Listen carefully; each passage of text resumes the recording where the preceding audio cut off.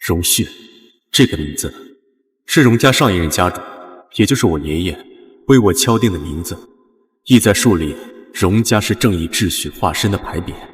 而我作为新任家主，也必须固执且坚决地遵从着规矩。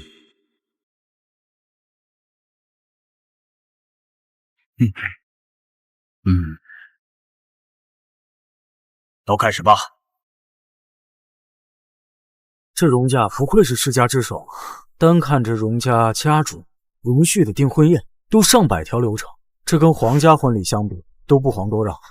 可不是呢，进门跟进宫似的，就单是进门就排了我8道程序，还有这餐具，估计也是拿尺子精准到毫米摆放的。哎，快看，荣家家主臂如抱骨，挺胸拔背，平肩直视，静立如松，太帅了！嘘，小声点，这荣家家宴有规矩，不能大声喧哗。你没看到服务员手里拿的是分布仪？这要是在荣家的场子被赶出去，以后在圈子里别想混。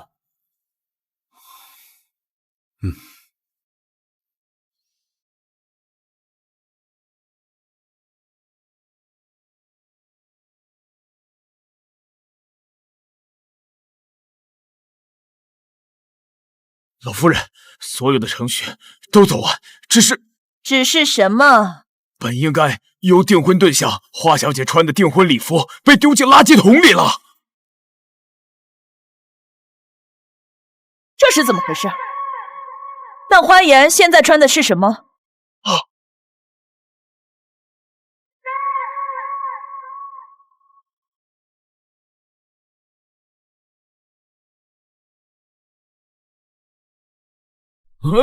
花颜这……怎么这样就进了？黑色婚纱，这大不吉！他这是要干什么？花颜，他疯了！他竟然在订婚宴上穿黑色的衣服，这可是对荣家家规的挑衅啊！胆子可真大呀！黑色是葬礼着装，花颜这么搞，荣家还敢娶她？我看这订婚宴今天啊，怕是要提前结束了。就是，胆子也太大。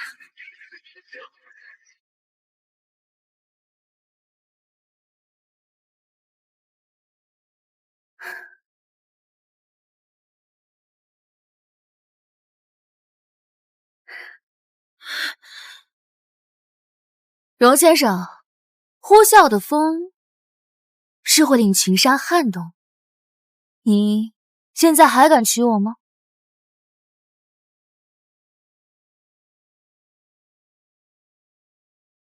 各位请稍等，我去请示老夫人。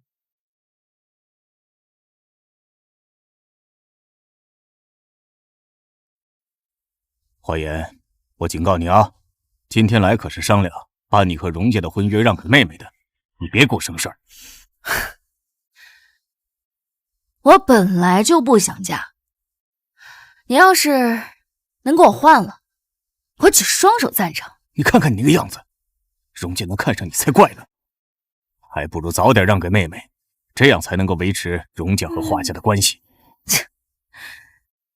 把卖女儿求荣说得如此冠冕堂皇，你还真是不要脸。爸，你看他呀！干什么去？洗手间。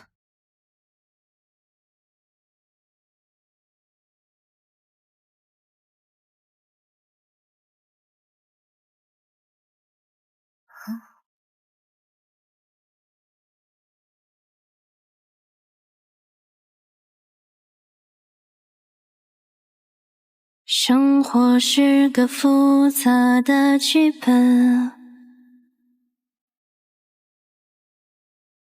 无问扬起过多少烟尘，感动不一定流泪，荣家百年世家，不过就是一个大点的笼子吧。人心沉，你倒是看得透彻。谁？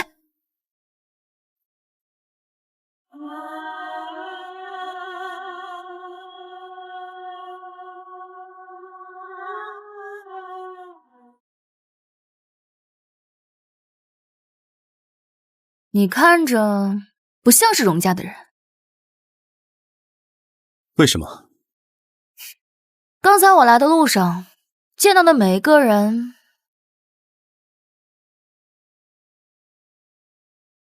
身后都有一根线，但是你没有。把荣家的人比作提线木偶，你倒是敢说呀？怎么？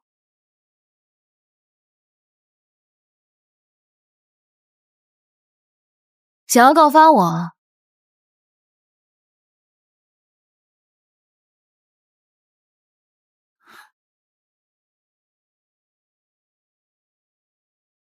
敢于说实话的乖孩子是要给奖励的。乖孩子能有什么奖励啊？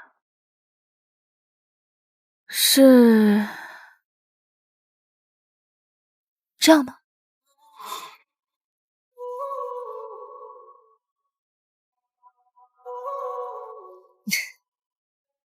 你这个人还挺有意思的。等本小姐退了婚，会来找你的。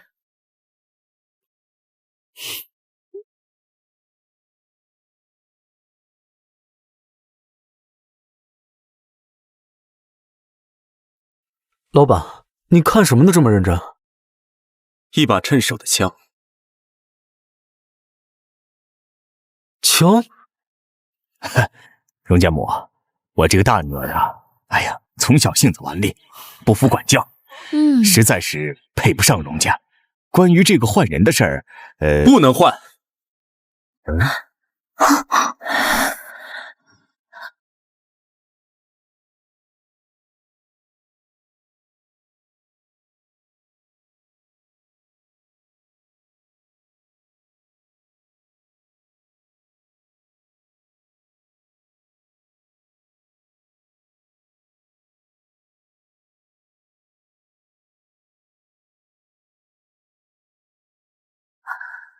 是他？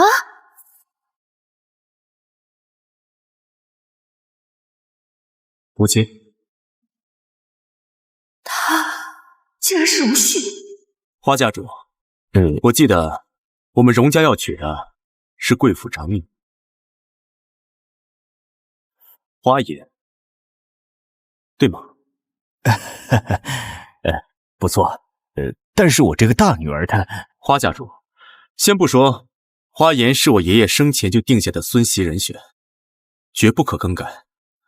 就说花月小姐的身份和我们荣家的规矩，就不可能接纳。荣家只娶正室女。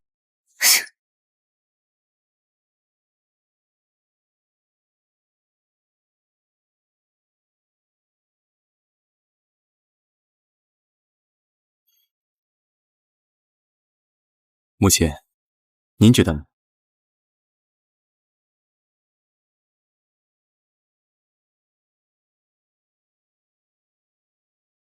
阿旭说的对，无规矩不成方圆。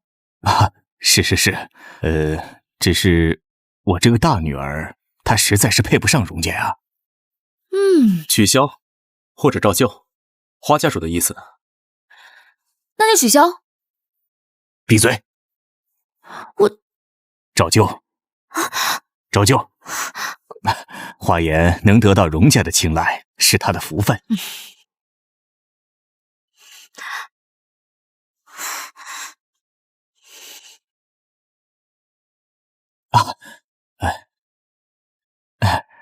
荣家母，我先告辞了。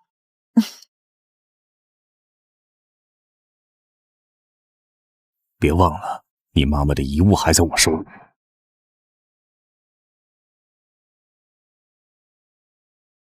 都下去吧。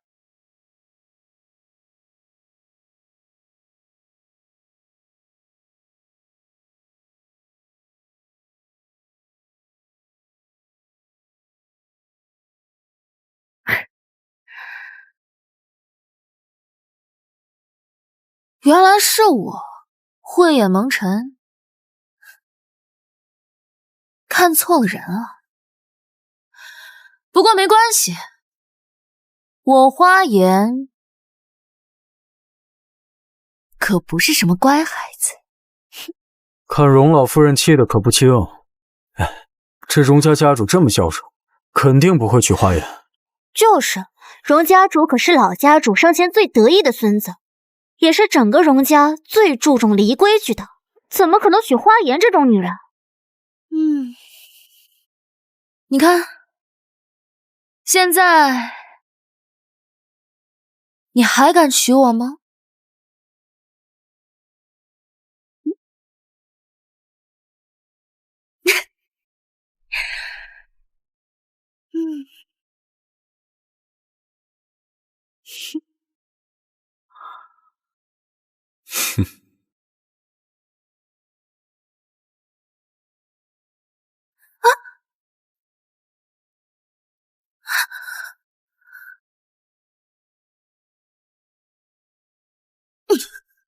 为什么不娶？我倒是想听一听这山间呼啸的风。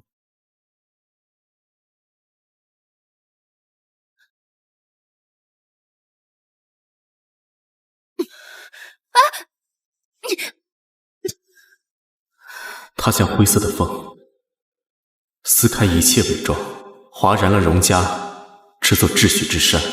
龙旭啊，你疯了！你们荣家不是最看重规矩吗？娶你就是最大的规矩。大嫂，小旭的这个订婚对象有点不太像话吧？是啊，这样的女人撑得起荣氏的未来吗？二弟、三弟，花颜是老爷子定下的孙媳，荣家未来的家主夫人只能是她。至于重任，嫁到荣家后，好好教一教规矩就行了。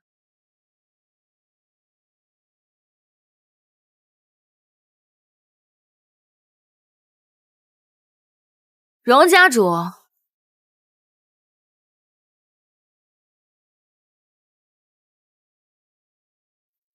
你们荣家可真有意思，才刚订婚就把人拴在家里，怎么还怕人跑了？理论上，你现在已经是荣家的家主夫人了，应该与荣家共进退。什么理论？我看奉的是你们荣家的礼吧。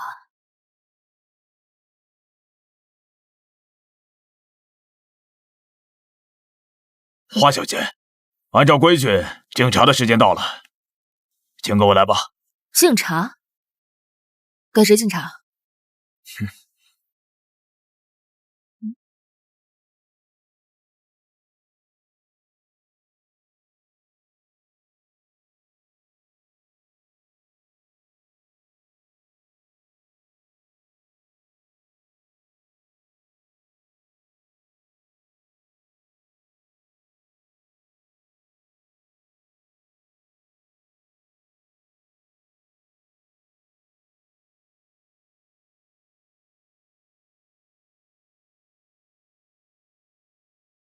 家主，请上座。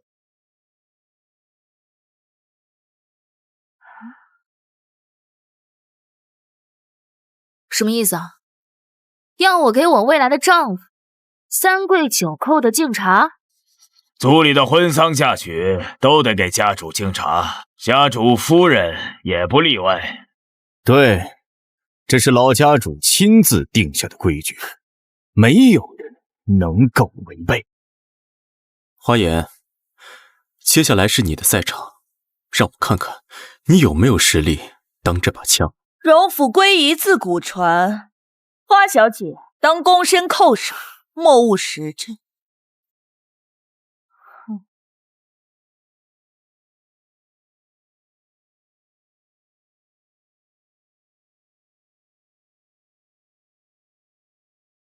荣家家规不可违，花小姐还是抓紧跪拜吧。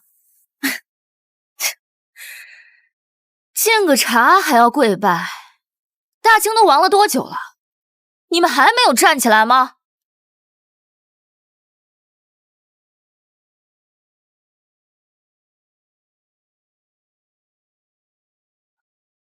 今天我就挺直了背站在这里。这茶你喝还是不喝？谁不知道家主是最重规矩，这茶家主是绝对不会碰。等着吧，家主是不会容忍他。花小姐，我儿子是不会。阿旭，阿旭，家主，你怎么能接受他这么没规矩的行为？是啊，阿旭，这样的女人怎么能做我们荣家的家主夫人呢？荣家主啊，看来退婚是众望所归啊。你考虑倾听一下人民的声音吗？阿旭，荣家容不得这么没规矩的人。我现在就派人通知花家，婚约取消。管家，母亲，这婚退不得。为什么？对啊，为什么？母亲，这婚是爷爷定下的，荣家的规矩，您怕不是忘了？荣旭，你一定非要这样子吗？这是我爷爷定下的规矩，我想也是你父亲的意思吧。老家主定的人，谁敢更改？好，既然你们非要抓着我不放，那我一激动做出什么不可控的事情，你们可别后悔。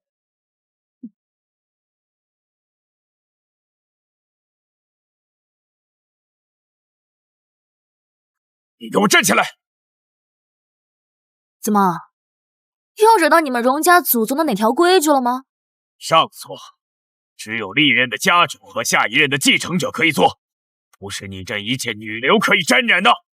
好，那你们退婚吧，把我赶出去，就不会污染你们高贵的上座了。你这个泼妇！家主，这样的女人你难道不管管她吗？二叔，既然花小姐是老家主定下的，那就绝没有朝令夕改的规矩，她必须留在这儿。对，老家主的遗嘱，任何人都不能违背。唉，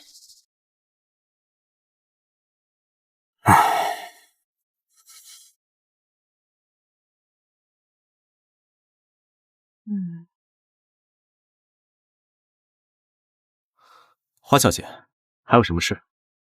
前不久，我在荣家的内院里发现了自由的蒲公英，后来我以为我看错了，原来不是，是他隐藏了自己原本的样子。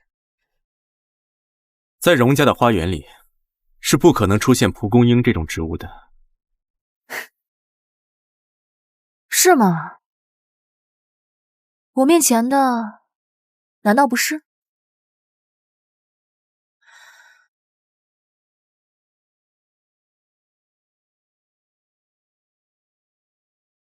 荣旭，你真是演了一手好戏。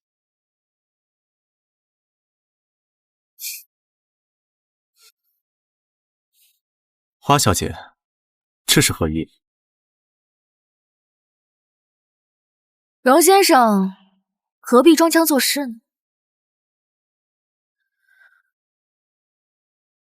我以为你是个身不由己的傀儡，没想到居然是个幕后操盘手。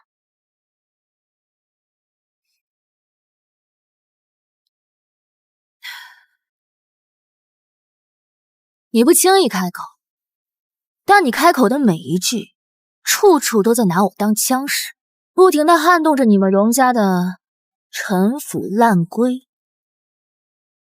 花小姐真是兰心蕙质，是个聪明人。再聪明，不也只是把枪吗？说说吧，你的目的是什么？别跟我说，只是为了改那三跪九拜的敬茶规矩。荣家早就因为那些陈腐烂规，变得外强中干，那里全是这些陈疴旧疾。想要改变荣家，就得破了那些愚昧的规矩。但是，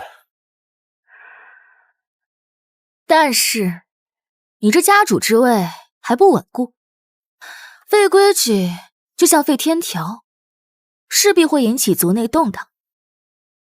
你的二叔就会借此拉你下马，所以你不能明着来，需要我这把枪。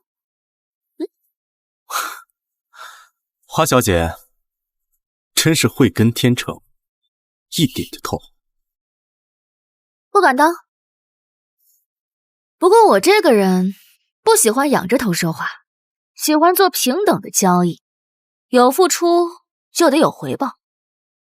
你说是吧，荣先生？交易我同意，但是在荣家的规矩里，意外只有你，也只能是你。你还真是下了一盘好棋，赢了不费吹灰之力就可以革新荣家，输了只需要丢掉我这把不趁手的枪，毫发无损。过奖。那交易当然继续啊！极度倾斜的天平战场，是对一个赌徒最好的奖赏。你想要得到什么？花文斌手里，我母亲的遗物。就只有这些？当然不是。不过，一个赌徒是不会显露自己手里所有的筹码的。其他东西，就等你彻底掌握了荣家再说吧。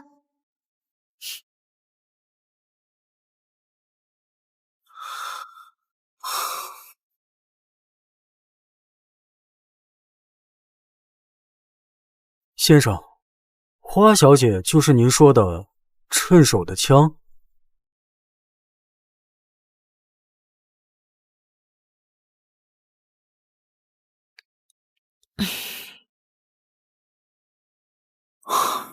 对了，女生一般都喜欢喝什么茶？啊？女生应该都喜欢甜甜的花茶吧？花茶。去，把我库房里的茶全换成花茶。啊？哼。先生不是不喜欢喝花茶，怎么花小姐刚走，先生就打听女生的喜好？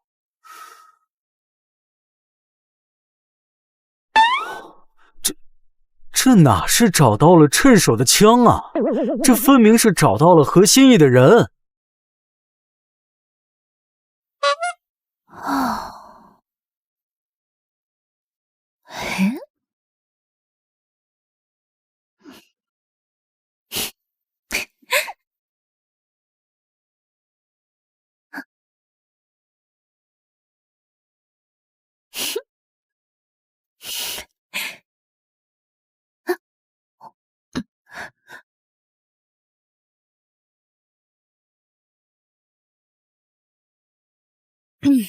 进。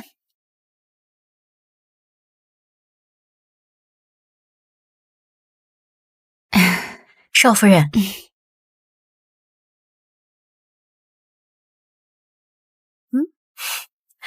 请用茶。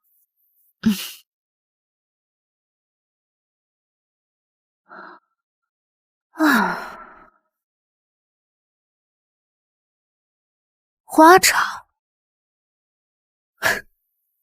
这可不是交易该有的体贴啊！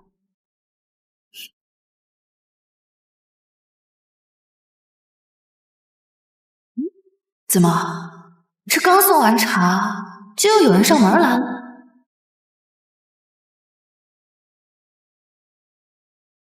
进。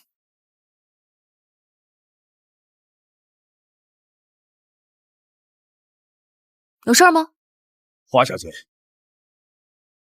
这是老家主亲自制定的家规条文，请您过目。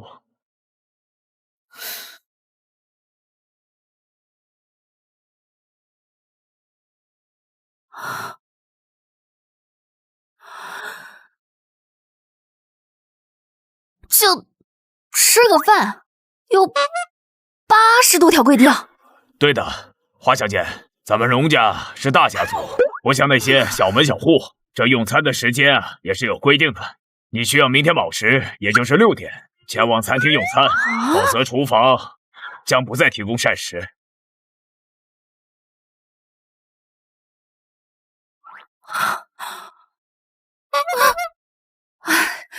知道变态，没想到这么变态啊！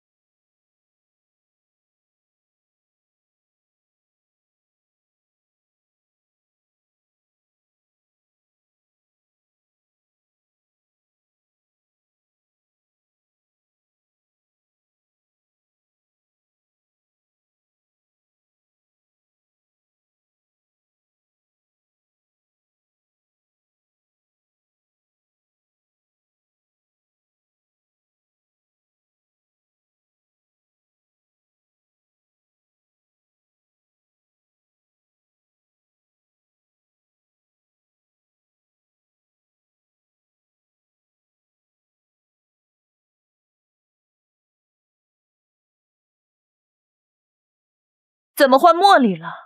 哦，这茶……花颜呢？不知道卯时进膳的规矩吗？老夫人，昨天就把家规给花小姐送过去了。现在去把人请来。是。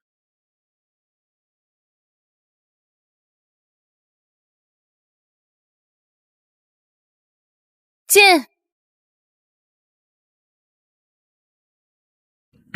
花小姐，早膳的时间到了，请您移步餐厅。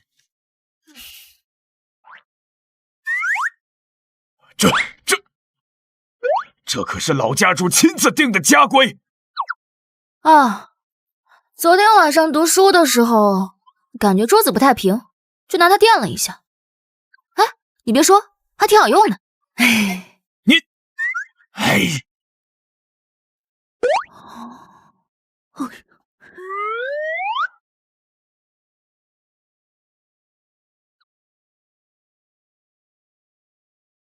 老夫人，花颜他竟然拿家规垫桌脚，岂有此理！他太放肆了。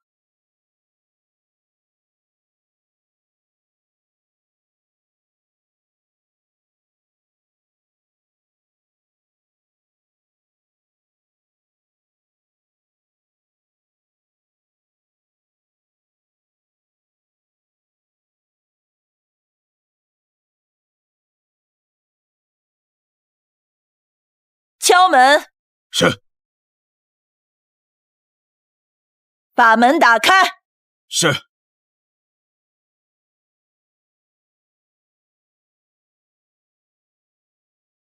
花颜，花颜，家规里明明白白写着卯时开早膳，合府上下谁不是衣食赴宴？你竟敢无故迟到，眼里还有没有荣府的规矩？老夫人，你们就光一顿早膳，就列了27条规矩出来，从晨起净身、焚衣到拜谒长辈，步步都要合乎礼制。我这按照规矩到焚香净身，还没走完流程呢，怎么赴宴啊？要不您就把这些流程给我免了吧？放肆！规矩就是规矩，怎么能擅自改动？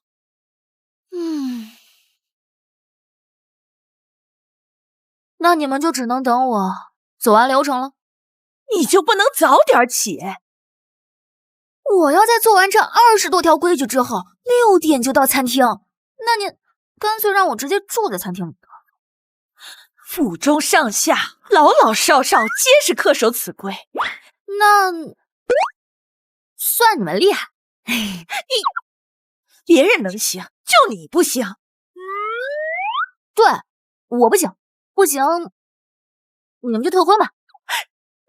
你敢威胁我？母亲，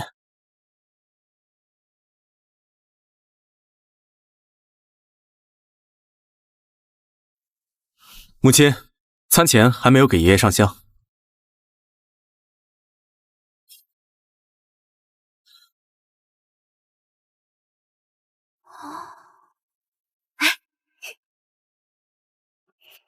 怎么样，荣先生？评价一下你盟友的战果吧。穿衣吃饭，明知日常，从日常入手，就不怕撼动不了其他的。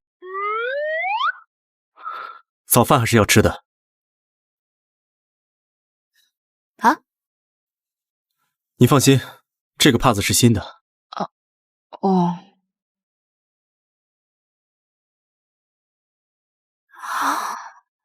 荣旭啊，这该不会是你偷拿的吧？你怎么还有点可爱呢？花颜，没事，你就放心吧。接下来还有更精彩的，你就等着瞧吧。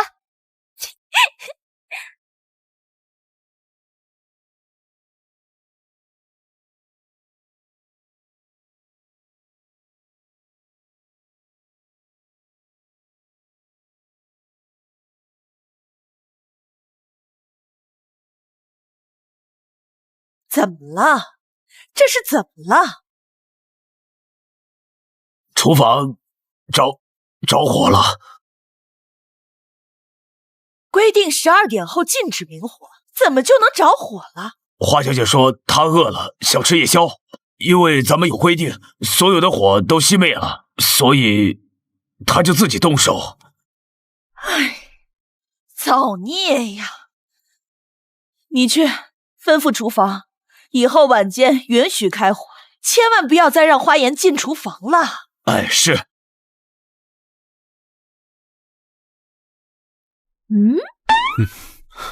这，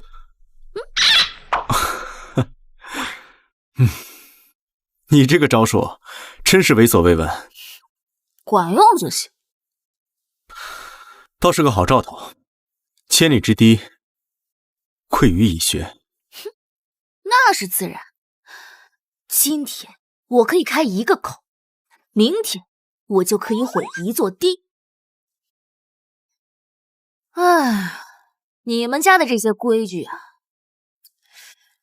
真的是毫无人性，简直是把人当成了上了发条的钟表，只能顺着走。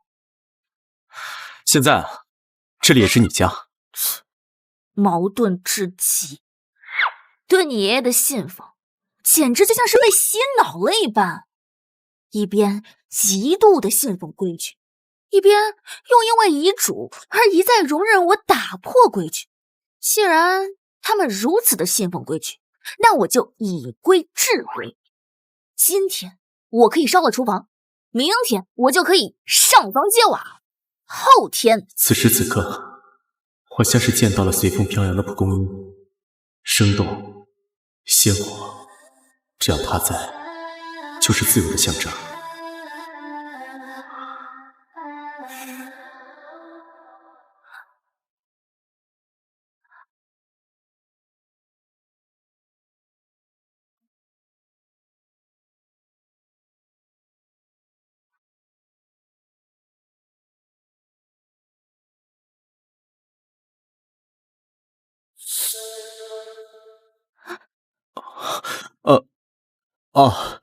那个太晚了，我先回去了。你回哪儿啊？回我房间啊。你的房间？这里是荣家，都是你的房间吗？我看家规上说，晚间就寝时间到后，各归其位，王妈无照不得随意进出主楼，主楼人员不得随意出房间。那这个主楼人员也包括荣家主你吗？当然。既然都已经破规了，不然就破得更彻底一点，留下来，如何？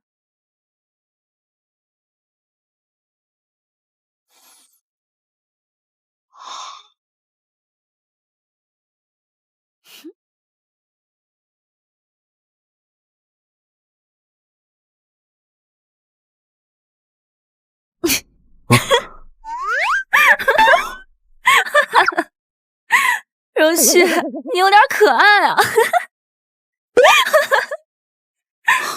太晚了，你快休息吧。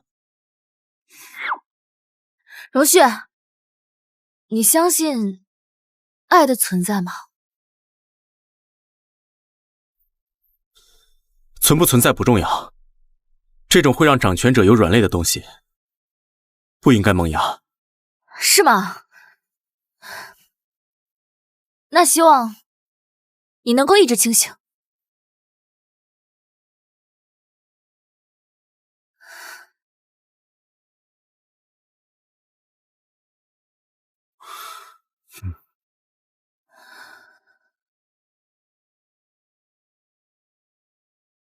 荣旭，你相信爱的存在吗？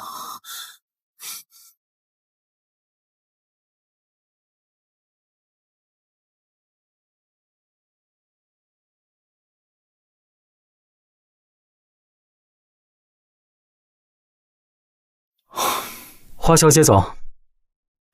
走。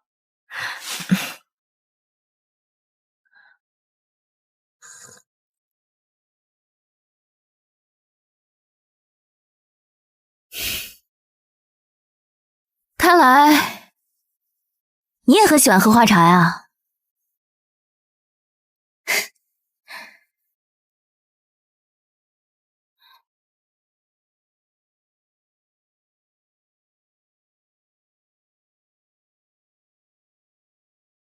荣旭，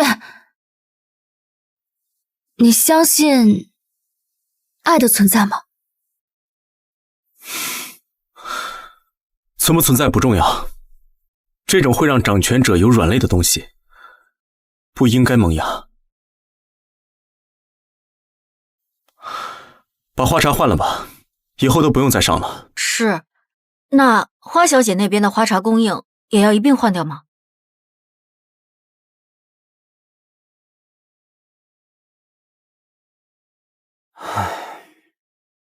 哎，顾琛，家主这是怎么了？可能是为情所困。花小姐那边的花茶供应照旧啊。可是家主没有明确吩咐啊。王妈，要不说我能成家主特助呢，这你就不懂了吧？家主这一看就是想爱不敢爱，拉不下面子。你要是真给他换了，你信我，他准急。原来是这样。唉，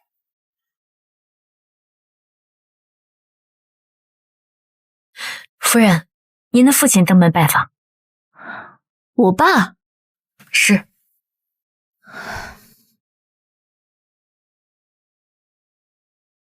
You're gonna be shameless with a smile on your face.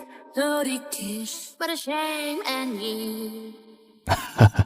依依呀，最近怎么样啊？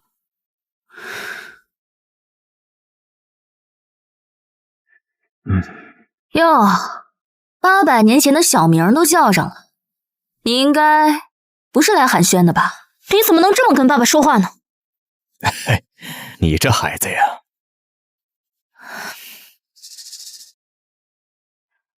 有什么事儿就直接说吧。好，那我就不拐弯抹角了。你想办法让花家参与到荣氏集团新开发的智能科技项目中去。那不是荣旭亲自立项跟进的项目吗？要是让花文斌这条蛀虫进去了，荣旭势必会受到影响吧。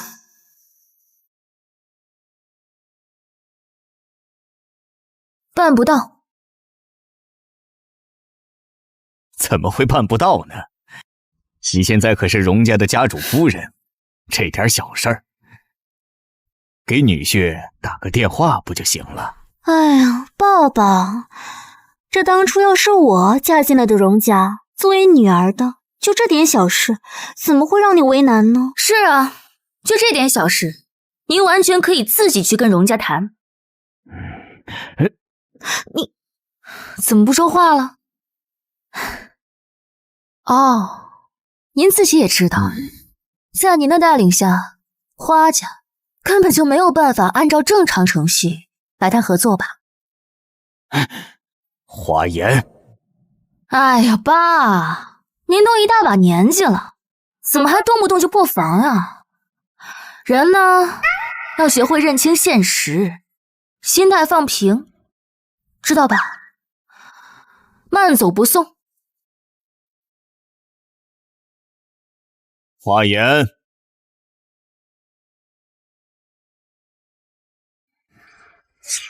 你别忘了，你妈妈的遗物还在我手里。现在就打电话跟荣旭说谈合作的事情，否则我马上叫人毁了你妈妈的遗物。你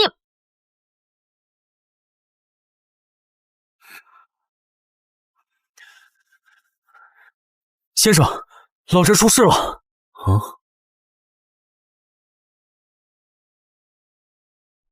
出什么事了？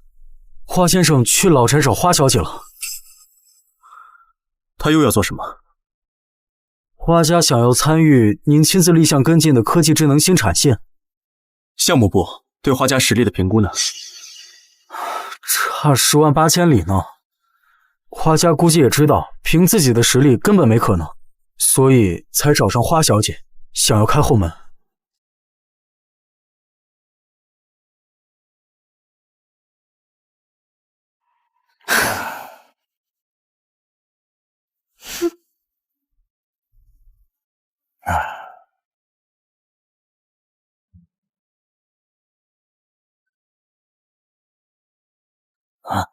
关机了，给荣旭打电话是不可能的。哼，依依呀，不就是打个电话，稍微放点水的事儿，犯不着这样吧？稍微放点水，要想让你进项目的话，恐怕太平洋的水都得放干吧？您老不要脸，我还要。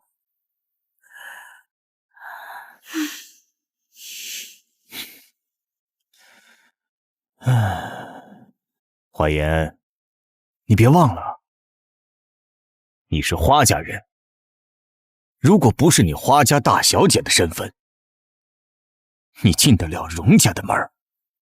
做人得感恩。感恩？感恩什么？感恩要是没有你的话，我就不会在自己家里过着寄人篱下的生活。啊？感恩你家发妻还在世的时候，就带着只比我小几个月的私生女登堂入室。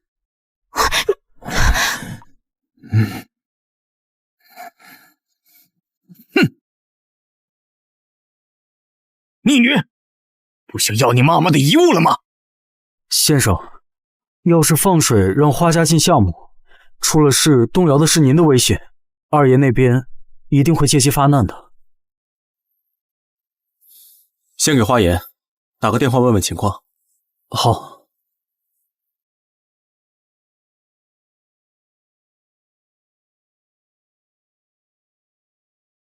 花小姐手机关机了，给老翟打。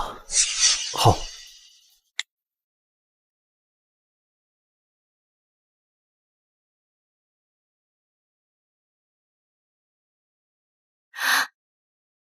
哼！啊！逆女，你不想要你妈妈的遗物了吗？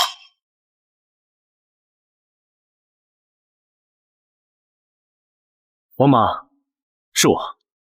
家里什么情况？威胁我是吧？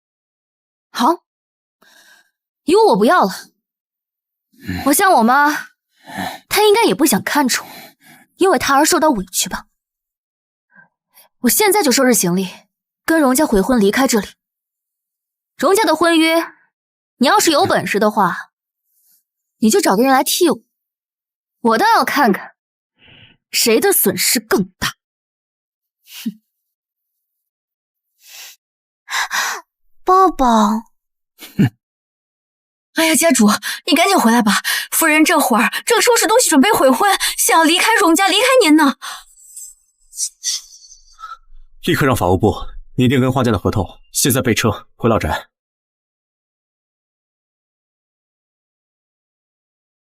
花颜，花颜！啊，家主！花颜呢？夫人她走了。啊，不，花颜！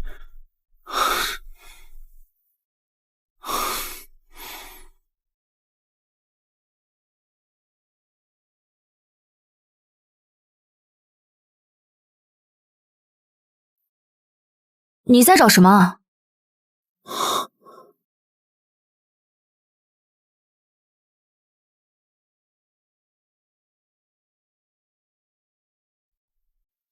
你去哪里了？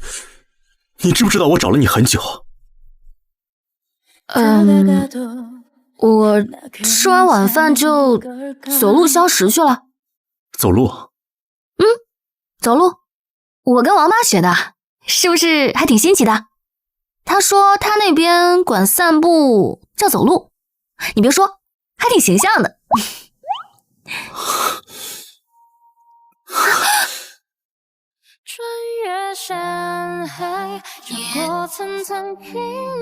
你怎么了？花家如果想进新项目，我可以帮忙，只要你……只要什么？只要你别走。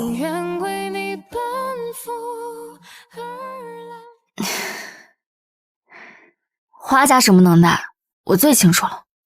你可千万别自掘坟墓。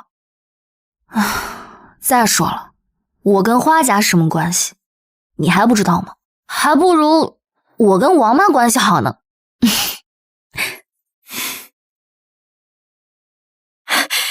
家主，我找了你好久了，您听我把话说完呢。夫人她不是走了。王妈，你这是怎么了？哎呀，夫人，还不都是家主，我话都没说完，他以为你……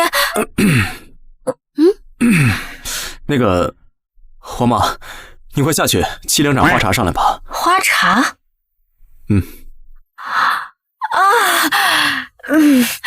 好嘞，我这就去。啊！此时此刻，我清楚又明白地意识到，我喜欢喝花茶。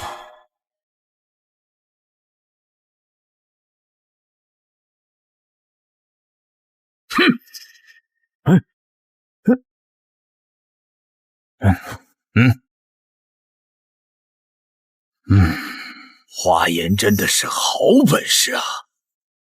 二哥，我们故意把项目的信息透露给华文斌，这么一大块蛋糕，他要想吃，肯定要以荣旭岳父的身份参与。可是，就凭他那德行，一定会在项目上捅娄子。等项目出了问题，我们正好借此向荣旭发难。这可谁曾想？谁曾想花文斌就是个废物，竟然被花颜给挡回去了。花颜不能再留了啊！自从他来到了荣家，我们荣家的规矩是一破再破，长此以往下去，我们将无法再掌控荣家。那咱们该怎么办呢？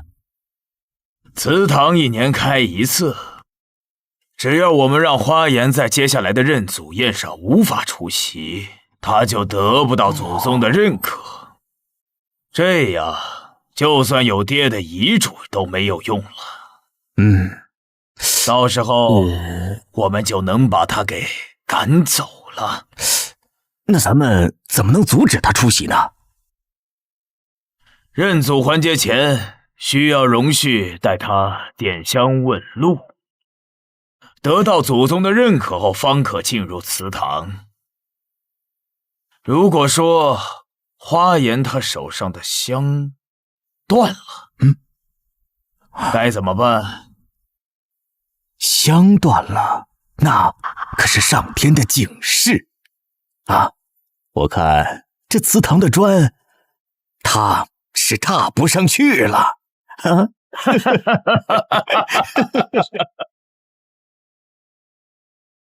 这都几点了？是啊，你看这年轻人，哎。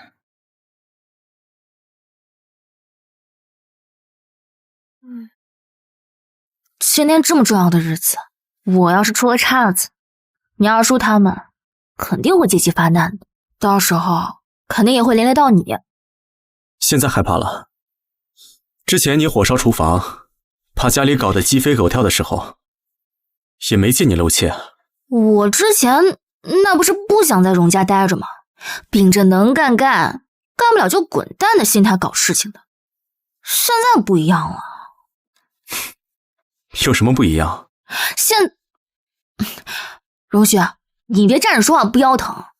我之前那都是为了谁啊？我可告诉你，他们今天要是发难的话，都是因为你，你得负责。好，我负责。你放心，有我在呢。走。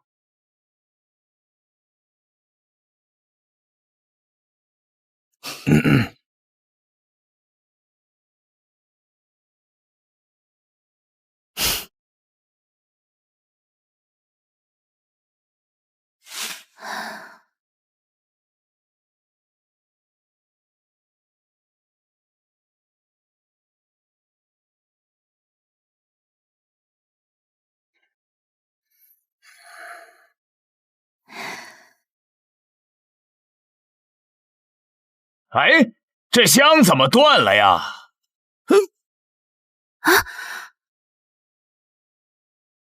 香断了！香断了！香断了！哎，大嫂，这香断可是大不吉啊！这莫不是这祖宗要传达对花小姐的不满？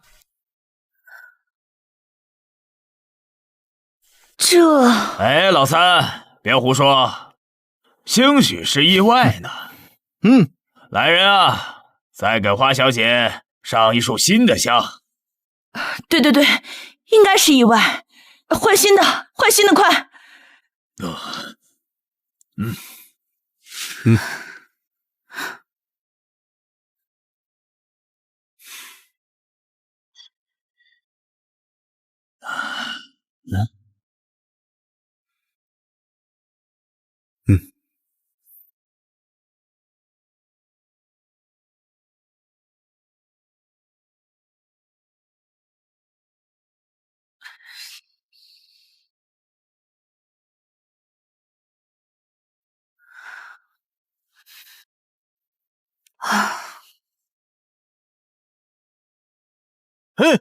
香又断了！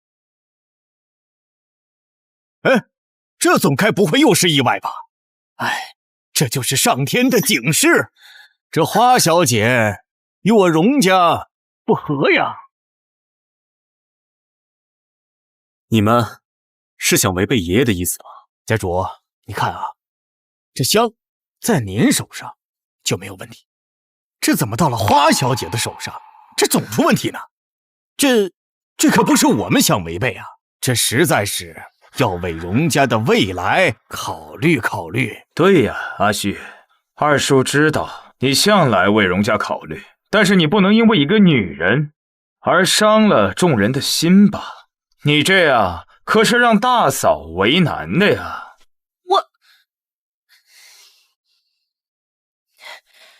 阿旭啊，母亲，难道您也相信这断香示警的鬼话吗？不是我信不信，是事已至此，不要继续把事情闹大，影响你家主的位置。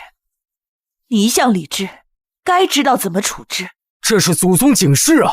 花颜根本就不合适担任家主夫人。对，花颜不能娶。你听到了吗？阿旭，水能载舟，亦能覆舟。如果我一定要娶花颜呢？阿旭，一个女人而已，你既然坐上了家主的位置，你就要承担家主的责任，你觉得呢？阿旭，荣家家主的位置，还有花小姐，阿旭，你只能顾全一个。荣旭，没想到我还有这么重的分量，居然可以和世家之首的家主放在同一选择题的选项中。荣二爷，砝码不对称，天平一定会倾斜的。好谋算。花小姐，荣某很欣赏你这种自知之明。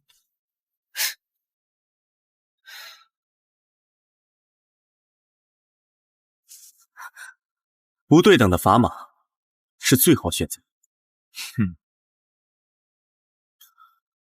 花颜，我许你。荣旭，你要忤逆你的母亲吗？本来想着能把花颜赶走就不错了，没想到荣旭这小子自己跳坑里，哼，意外惊喜。荣旭，你疯了！我不同意。阿旭，你是要放弃家主的位置吧？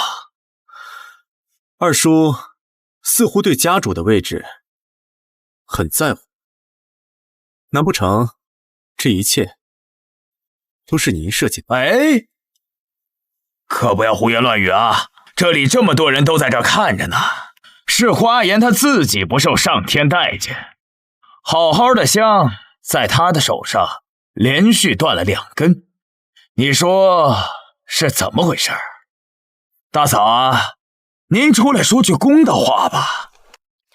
就是啊，这香在你手上就不好好的吗？阿旭，你想这个关照花小姐能理解，但是作为荣家的家主，你也不能置荣家于不顾啊。阿旭，你是把我的话当耳旁风了吗？荣旭，荣家不是你一个人的英雄主义，年轻人重感情可以理解，但是你要懂得取舍呀。哼，二叔，我选花颜和荣家家主不是一件冲突的事情吧？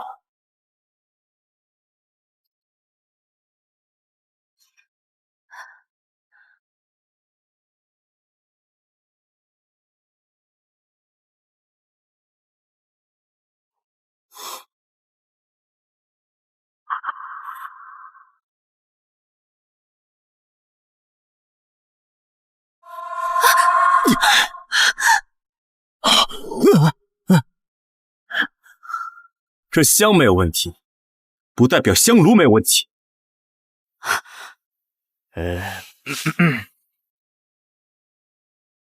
铁砂？没错。这……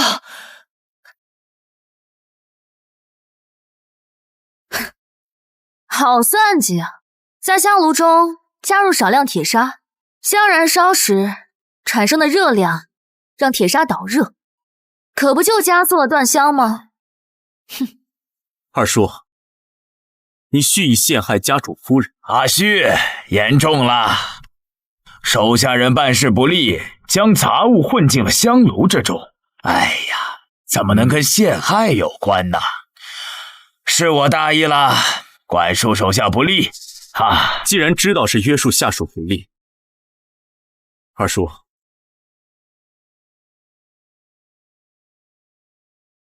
不如您就退位让贤吧，您觉得呢？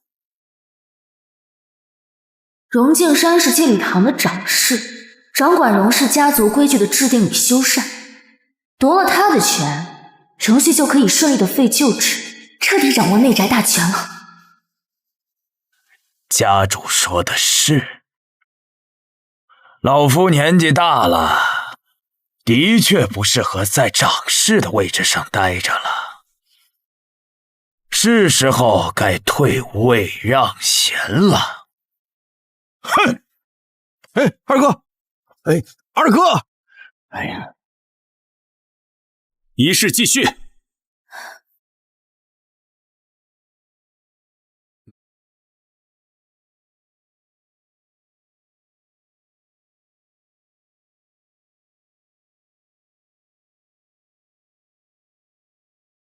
来人，打扫干净。是老夫人，过来。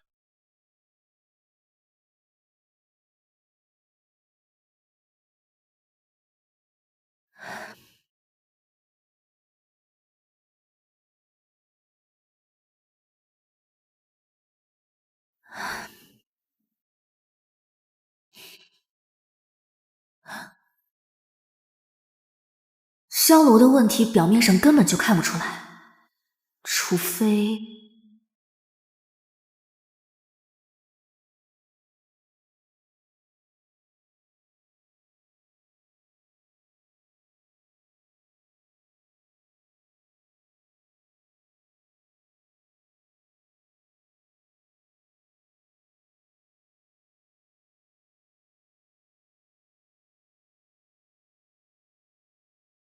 印信已缴，从今日起，正式罢免族内人员荣敬山戒律堂掌事一职，同时荣家家规重新修订。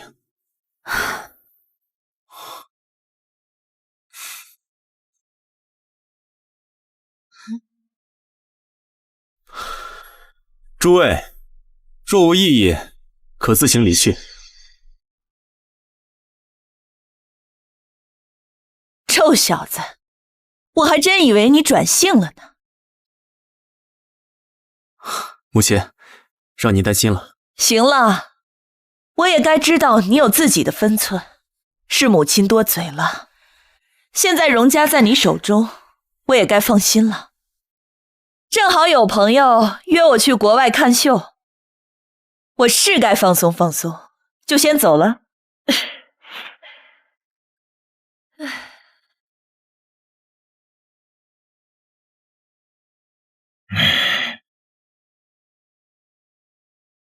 我还以为我们荣家出了一个大情种，要美人不要江山，谁成想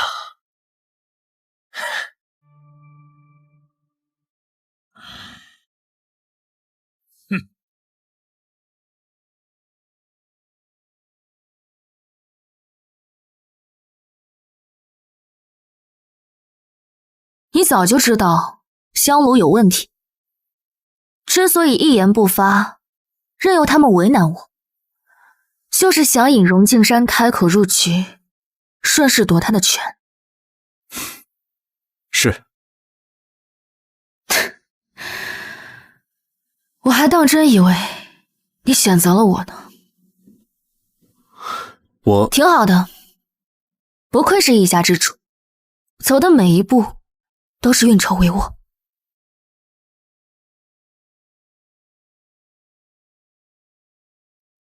先生，夫人看着好像不太开心啊。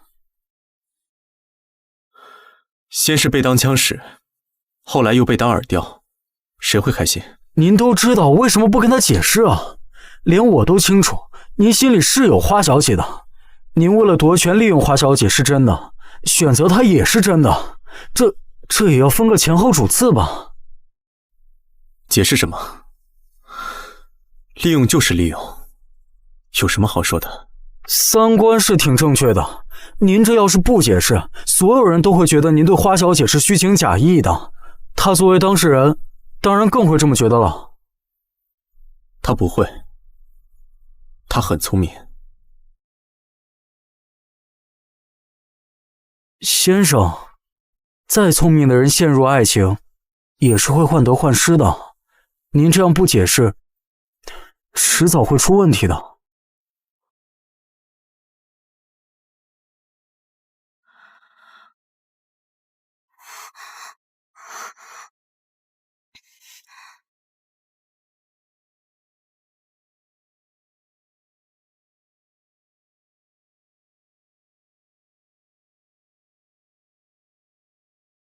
花颜，我有事跟你说。夫人，库房那边有笔支出需要您过目。好，我这就过去。我先去忙了。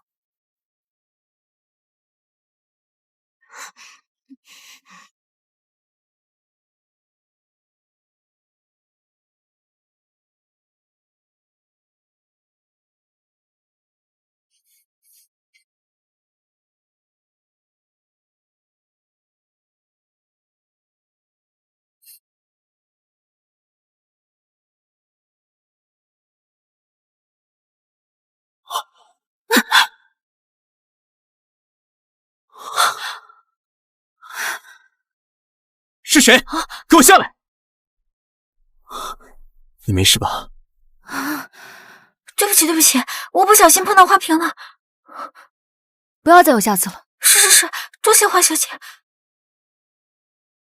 你找我有事？那个香炉的事。荣旭，我还有事，有什么事等我回来再说吧。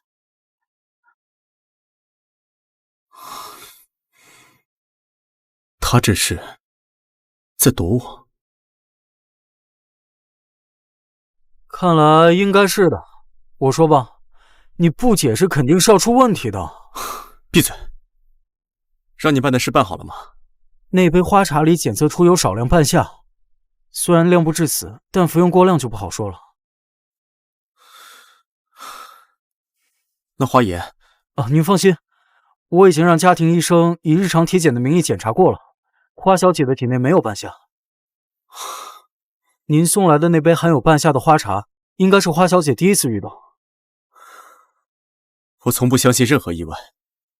刚刚那名佣人，还有那杯花茶，你都给我好好去查，我倒要看看，到底是谁的手伸进了我的院子里。是。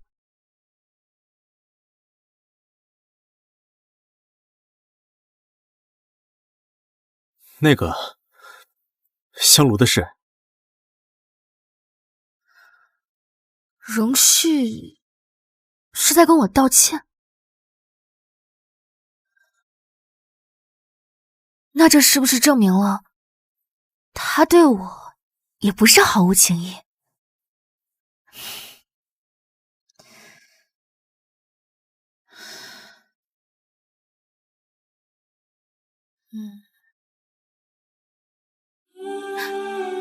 与其在这儿瞎猜，不如自己亲自去验证一下。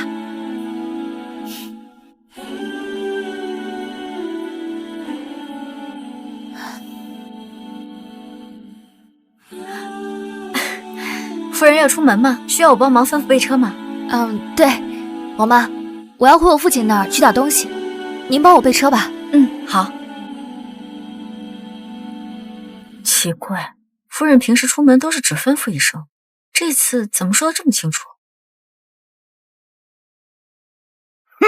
逆女，不想要你妈妈的遗物了吗？糟了，夫人独自回娘家，那这不是回老虎窝了吗？家主不好了，夫人独自回娘家了。回家。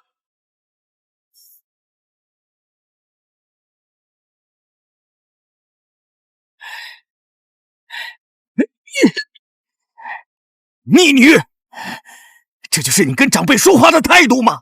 唉，我一般跟别人也不是这个态度，也就只有对你。你在你眼里还有没有我这个父亲呀？父慈子孝，父慈在先，子孝在后，您可别搞错了因果。自从我跟荣家订婚以来，您可没少从中捞到好处。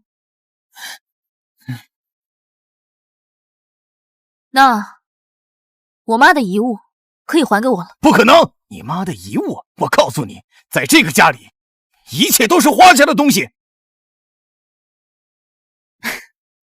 您还是一如既往的不要脸，放肆！不让干放肆的事情，我也干得多了。怎么，难不成你还想打死我呀？我今天一定得好好的教训教训你！来人，上家法！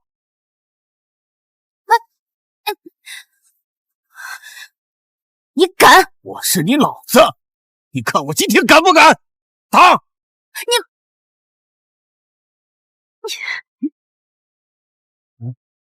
花家主，好大的脾气！花家主，好大的脾气！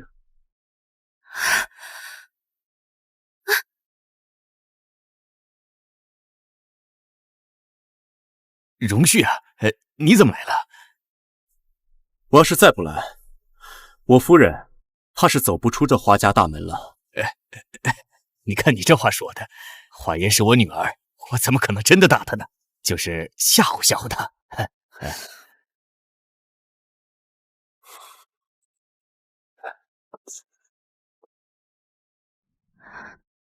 确实是吓唬吓唬。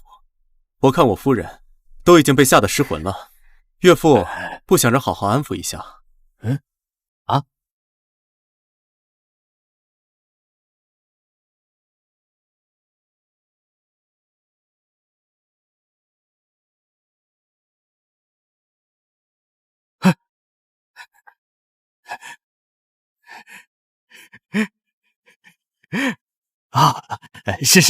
是得好好安抚一下依依呀。爸爸这就去把你妈妈的东西拿给你啊。你给了她什么？你小名叫依依？是，所以你到底给了她什么东西啊？是唯一的依吗？这不重要。这怎么不重要？荣旭，请你正面回答我的问题。好，新开发的科技智能项目合作书。你疯了！你封这么一个祸害，进去玩你大局。给都给了，我自有分寸。你，哎呀，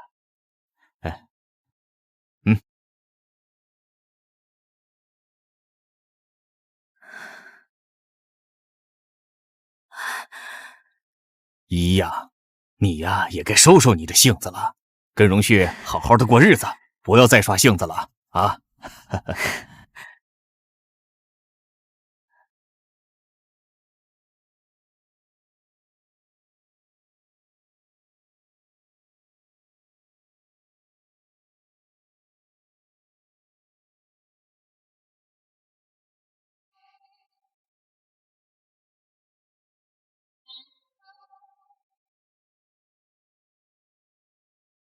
说吧，你的分寸是什么？你利用我。你之前出门从来不会主动报备，这次却主动跟王妈说，因为你知道，王妈一定会告诉我。对，我利用了你，你也利用过我一次，我们扯平了，可以重新。花言，如果我今天不去花家的，你难道真的要挨那一顿打吗？你知不知道那个鞭子上他有？那你会不来吗？荣旭，气里的事情，我的论证得到了结果，但我不甘心被利用，所以我也利用了你一次。我们扯平了，可以给彼此一个重新开始的机会。疯子！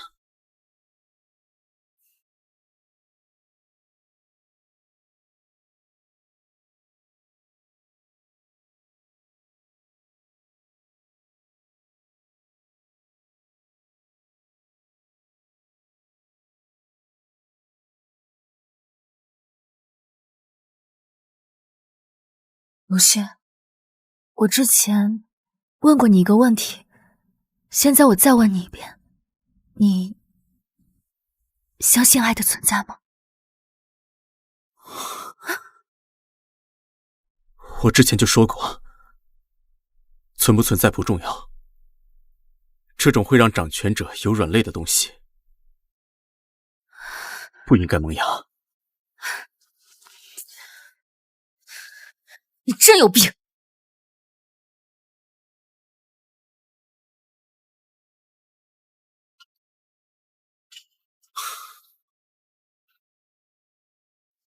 先生，我不明白。我今天看到六芒星图腾了。六芒星图腾？那不是荣家嫡系每个人手上都有的，从小培养的一支办事队伍的标志吗？没错，在花文斌身边保镖的手腕上有那个图腾。花家。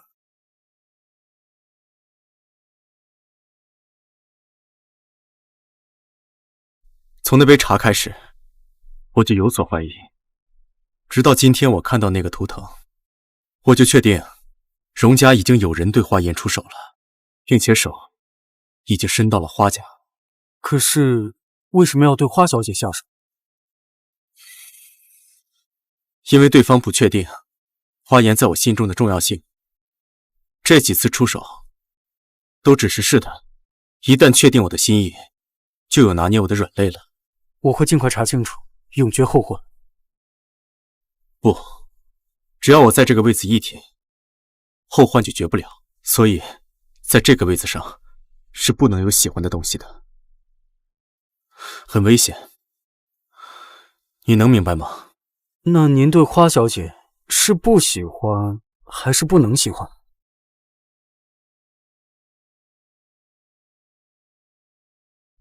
这有什么区别吗？结果不都是那样？荣家是我脱不开的责任，我不可以把它拖进我的泥潭。那您打算怎么办？去找人沏壶茶，送到我的房间。好。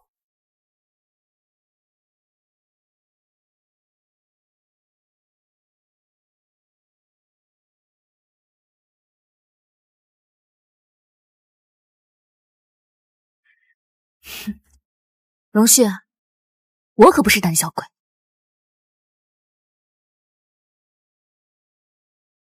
先生，二爷将您准备裁掉的产线过渡给了花家，花家接手，成为了最大的合作方。还挺聪明啊，与花家捆绑，这样我就不会轻易动手。接下来如果继续我们的布局，裁掉产线，外人都只会觉得您冷血无情，连亲家都能下手，以后谁还敢跟着咱们？都怕只会被谢幕杀掠。曲线救国，看来我二叔对家主之位还是不自信。现在无论如何都只能阻止荣二爷拖花家下水，接下来怎么办？我有办法。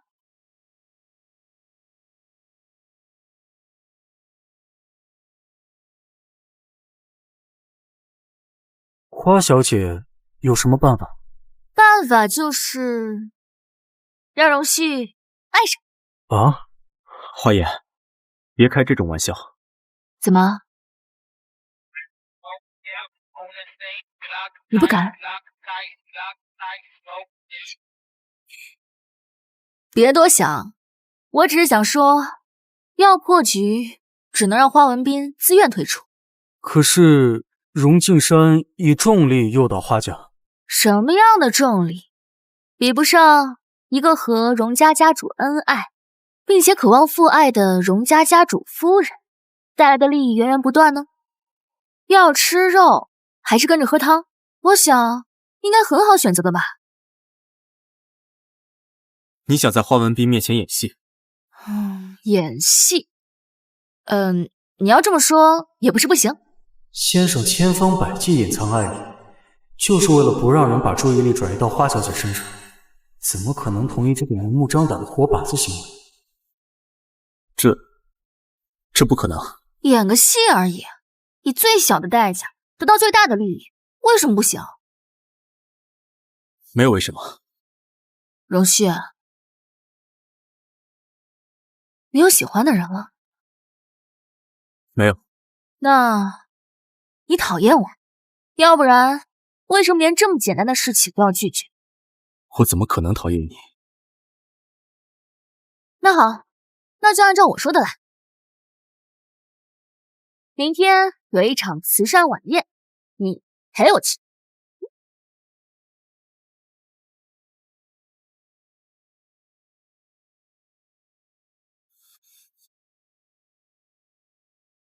保护花园的人，再多派100人手，300，24小时轮流保护。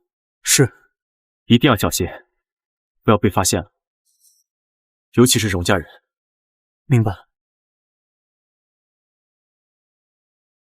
接下来要拍的是本场的重头拍品，象征大地用亿万时光酿造的液态夕阳，也是炙热爱情的象征。13.14克拉的无烧红宝石，起拍价520万。你今天尽管举办，打造人设这事儿就交给我来，保证你今天是爱妻第1名。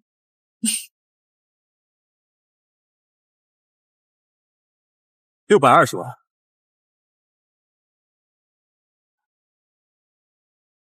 660万，720万，760万，820万，1000万，1000万。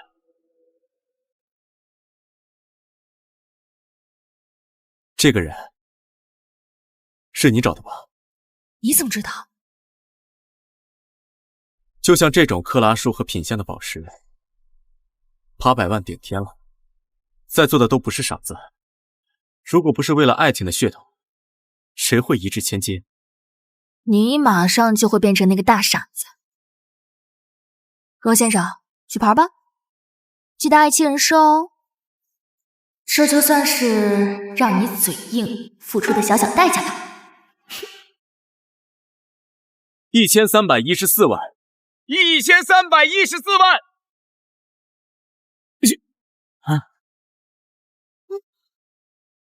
花家主，您可真有福气啊！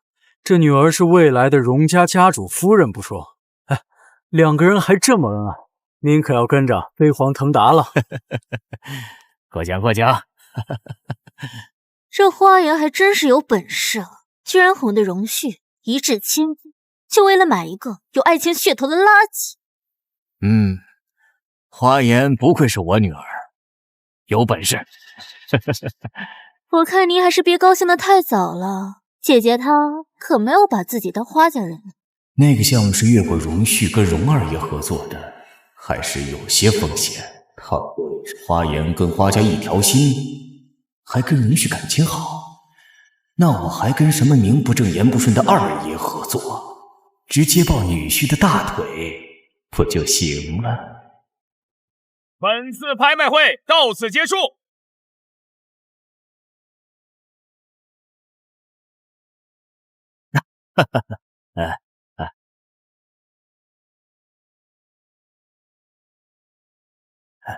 一呀，你说说你啊，自从订了婚，进了荣家的门，也不回家看看，爸爸很想你的。您还会想我呀？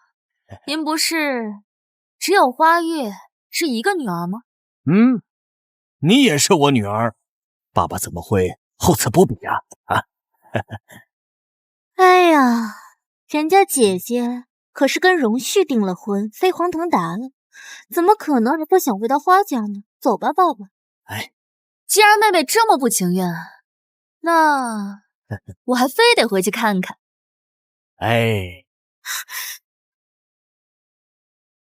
你也不怎么回来，多吃点啊。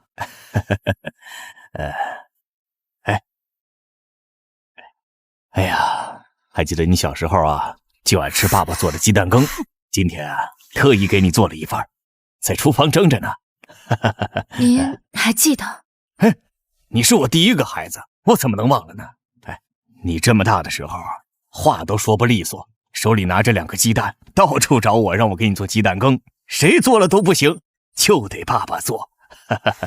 哎，今天啊，你一定得尝尝，尝尝爸爸的手艺有没有退步。好，果然还是那个重感情的孩子，勾勾手就过来了，拉拢花颜，不怕从荣旭手里得不到好处。华文斌，我早就不是像小时候一碗鸡蛋羹就能收买得了的人。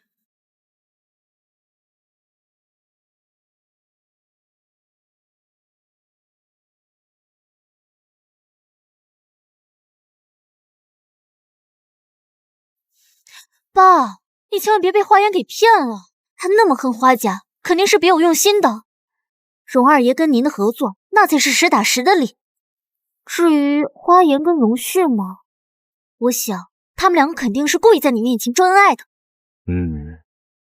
你说的有道理，看来我还得试一下花颜和荣旭的感情有几分是真的才行。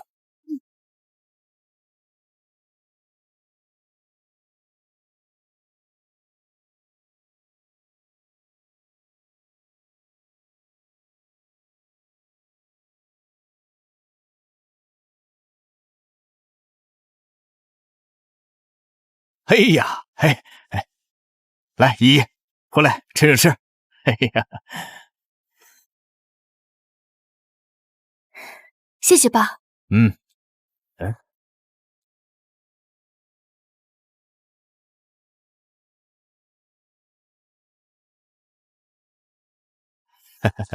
荣旭，百忙之中过来啊！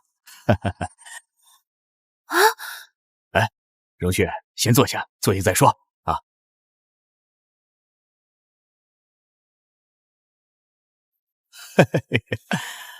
哎呀，荣旭，来接依依了。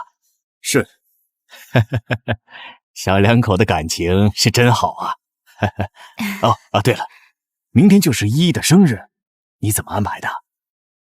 糟了，明天根本就不是我的生日，这老头子狡猾的很，是他说来就来。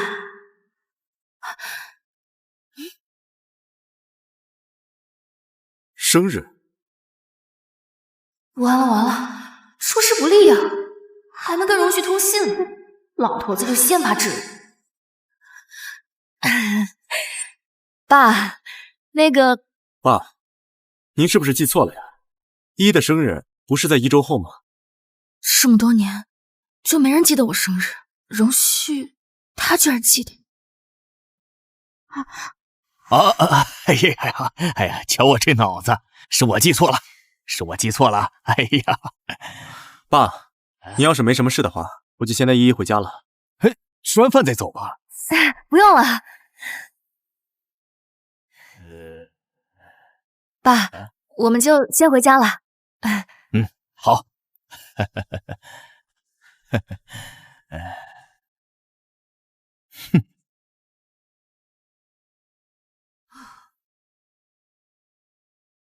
我来吧。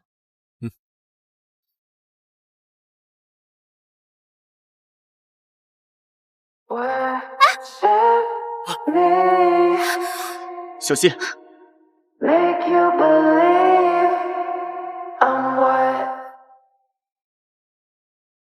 听不懂我爸的试探，看不懂我的示意，却能脱口而出我的生日。荣旭，你不对劲。哦，了解合作方生日是常规操作。合作方？连自己生日都不记得的人，知道合作方的生日？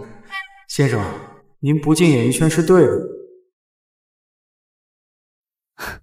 那你还挺敬业。对了，你爸态度怎么样？初步相信，不过那老头子狡猾的很，估计对我们的感情还是有所怀疑。我们得再加把火演戏，只有让他相信你对我是真心的，他才可以放心的退出和荣静山的合作。好，我知道了，我会继续配合你演戏的。这还用加把火演戏？我看收着点才对。走。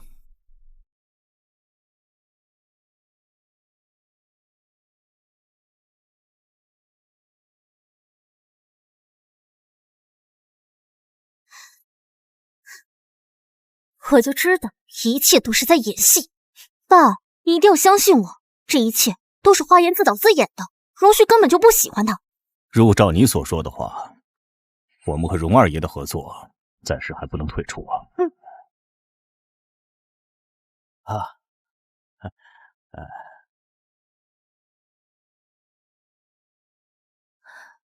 爸，您怎么来了？我这不是听说你跟荣旭的感情出了点问题，我很担心你，所以来看看你。听说？爸，您是听谁说的呀？该不会是妹妹说的吧？这……爸，您怎么能听风就是雨啊？您这样质疑我和阿旭的感情，他可是会生气的，是吧，阿旭？你正经一点。演戏的，认真点。对啊，爸，你怎么能听风就是雨呢？我跟依依的感情一直都很好。爸，我们的感情好着呢。阿旭，我想喝你亲手泡的茶了。好，我这就去。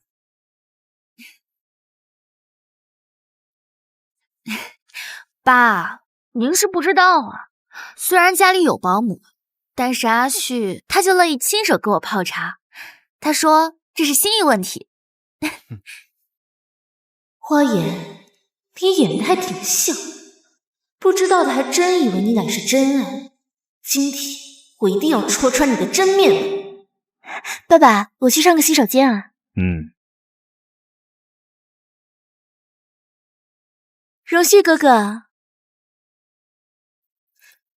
你说姐姐也真是的，你可是荣家的家主，怎么能使唤你做泡茶这种小事呢？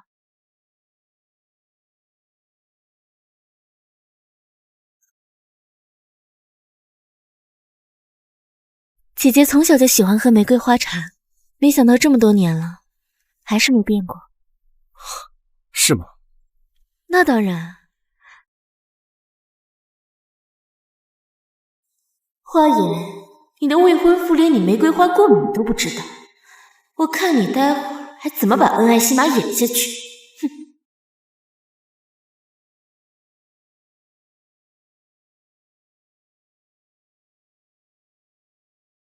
来，谢谢阿旭。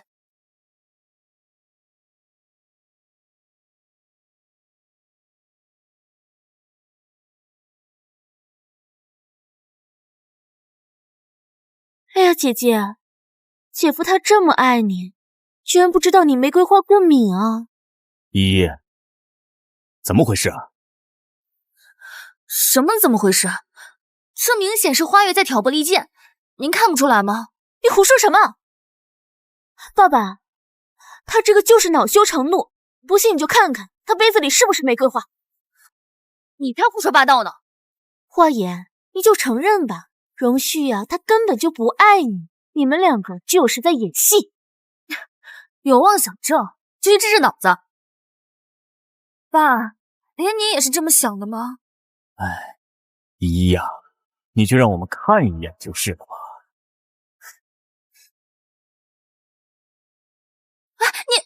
我倒要看看你嘴硬到什么时候。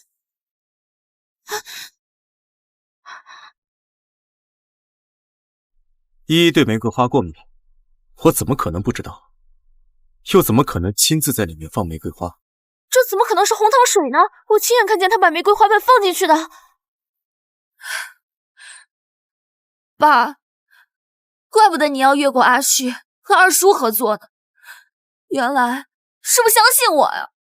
既然您不相信我，那就连着阿旭牵头的智能科技项目也一起退出吧。你装什么？这是什么话嘛？爸怎么会不相信你呢？合作就是爸一时糊涂，我这就通知法务部退出这个项目。真的吗？真的。哎，爸，你别被他们给骗了。闭嘴吧！爸这就回去终止和荣二爷的所有合作关系。走，走吧。人都走了。哎呀，这演个戏还真累啊。不过你还挺随机应变的嘛。不知道我喜欢喝什么茶，干脆就用红糖水来替代。正好这2天是生理期，连老天都在帮我，不是吗？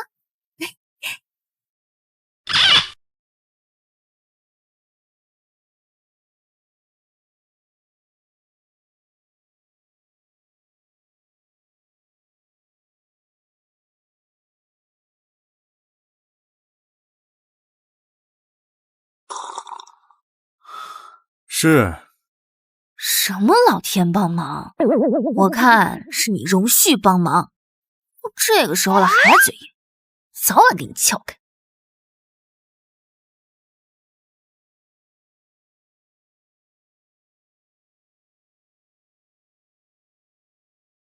容旭，你上次摆了我一道，还夺了我的权，我倒要看看，这次我递过来的刀，你到底接不接得住？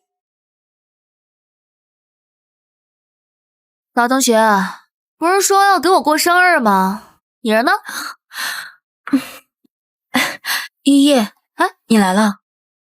你怎么了？你进来就知道了。哎，这谁呀？好久不见。不知道哪个大嘴巴把我们要给你过生日的事情宣扬出去了，花月闻着味就过来了。但是别人不知道他德行，只以为你们是姐妹。要不然你还是走吧，我怕他又折腾出什么幺蛾子。我要是先走了，你这个组织者多下不来台。没事，待会儿我就要看看他到底还闹出什么笑话。读书的时候我就知道你喜欢我姐，先说啊，我可是支持你当我姐夫的。今天可要好好把握机会。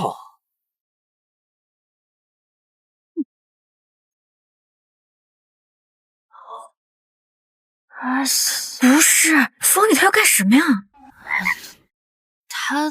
他不是圈子里的，估计不知道我已经订婚了。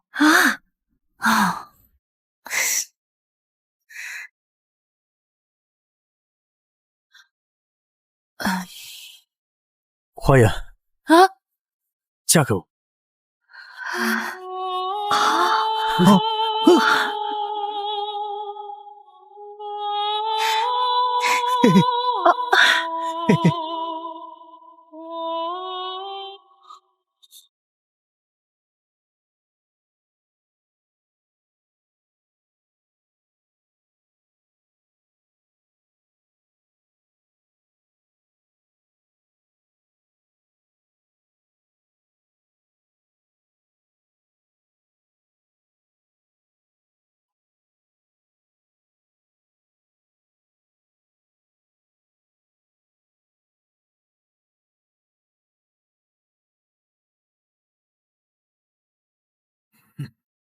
这么淡定，看来他是真的不喜欢花言。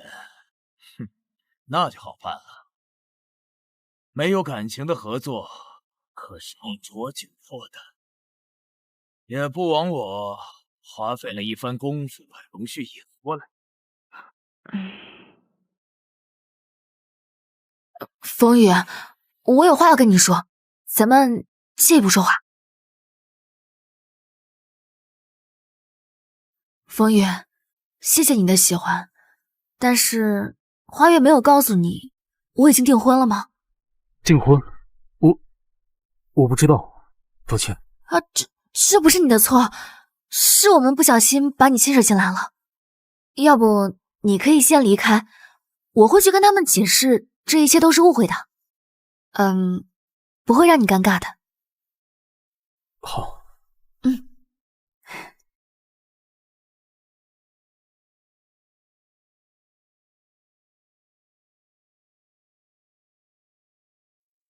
你就没有什么想跟我解释的吗？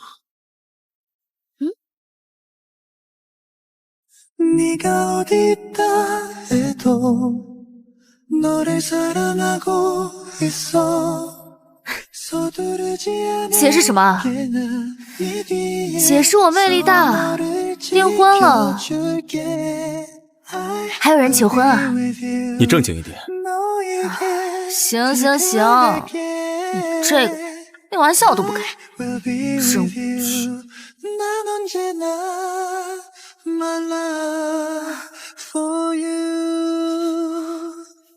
荣敬山跟花月联手了。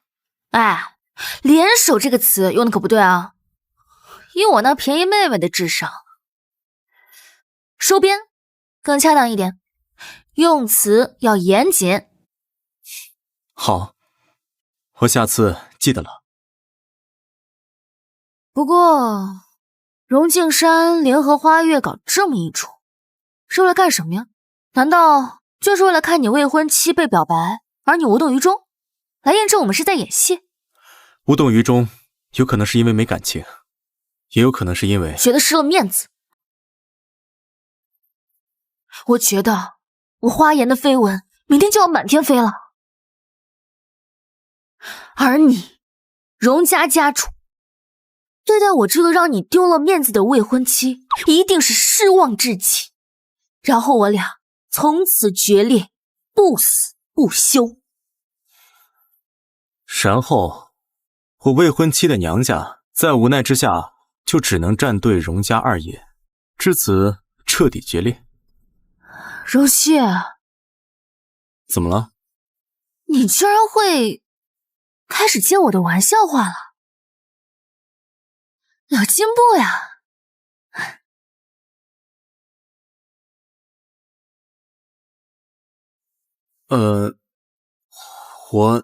那么荣家主，你对于你未婚妻被表白这件事情，有什么想发表的吗？有没有滋生出嫉妒、惶恐的情绪萌芽呢？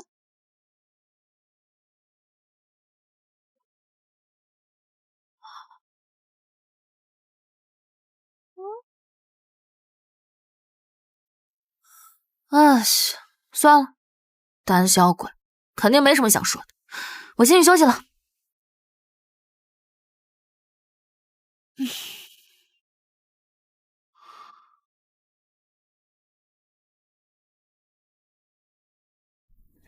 现在外面到处都是花颜的绯闻，荣旭本来就不喜欢他，现在啊只会更讨厌他。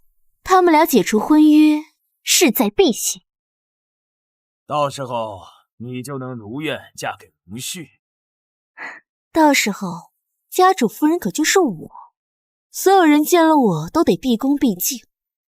我现在就回去准备准备，到时候一定惊艳四座。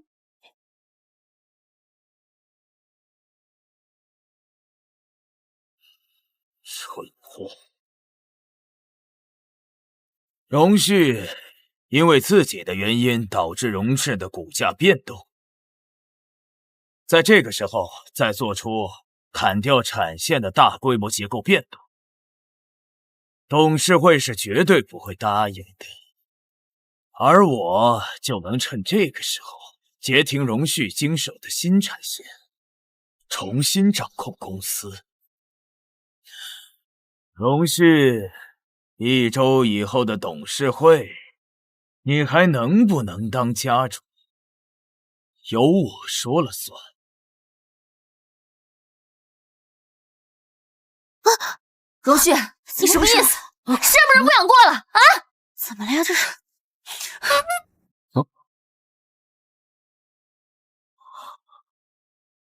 哎，这真的要这么说吗？你能不能有点职业精神？演戏呢？啊？不过了，不过了。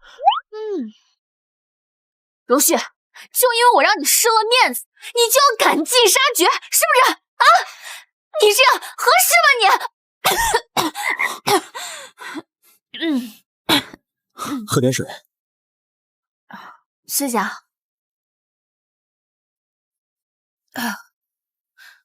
明天就是董事会了，你准备的怎么样？你放心，荣敬山不可能翻身。行，那我也去准备一下，明天美景英雄。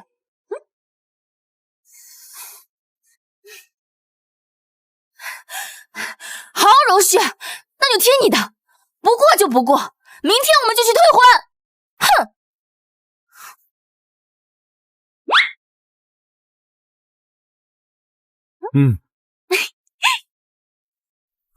先生，成了，您跟花小姐制造的决裂烟雾弹，让荣敬山成功放松了警惕。我们的人渗透到他们的核心团队里，明天一定能让他翻不了身。好，让保护花颜的人绝对不能放松。明天要确保花颜安全到达公司。哦，还有，不能让荣敬山狗急跳墙。您都嘱咐了800遍了，绝对不能放松警惕。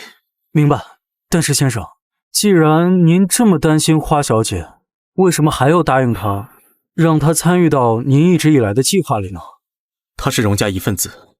等您解决了荣家那些有异心的人，彻底把荣家掌握在手心里之后，您再对她表达爱意，就不会再让她有危险了，对吧？没错。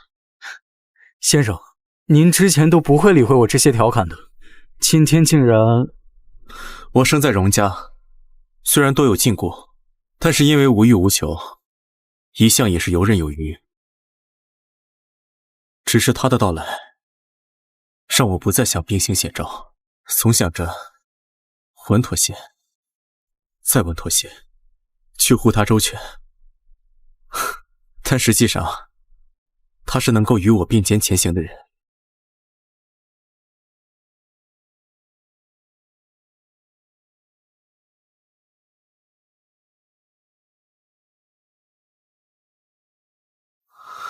花颜，你这么聪明，一定会明白我的心意的。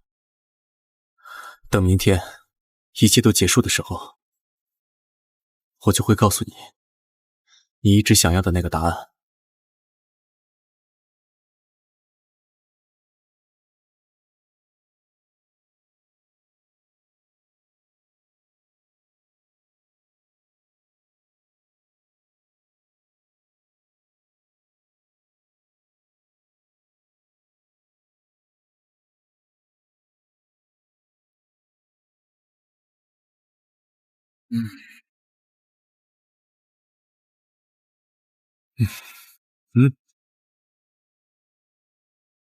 龙董好大的架子，让我们这么多人在这等着。会议时间提前定好的就是9点，现在刚好9点。今天跟大家召开董事会的目的是有2件事情。第一件是全面裁撤荣氏冗余旧产线，加大智能科技产线的投入。荒唐！你知道你裁的是什么吗？你裁的可是荣氏发家的根基产线，你怎么想的？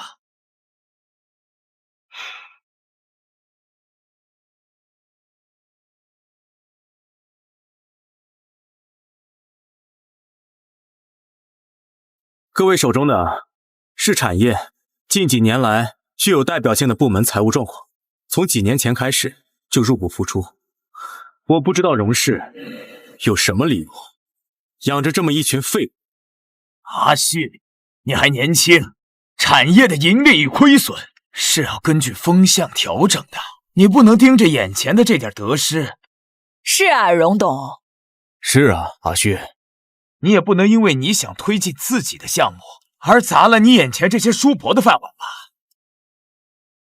诸位，阿旭虽然是我的亲侄子，但是我也不能偏颇。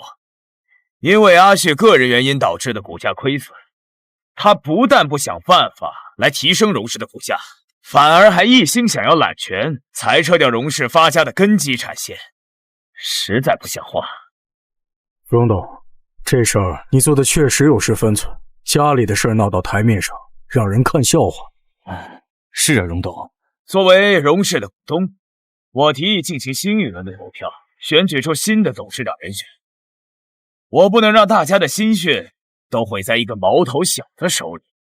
我赞成。我也赞成。阿雪，股东会里全是我的人，你现在没有花家做帮手，我看你怎么翻盘。哼，没想到我们夫妻的私事会被放在这么庄重的会上讨论。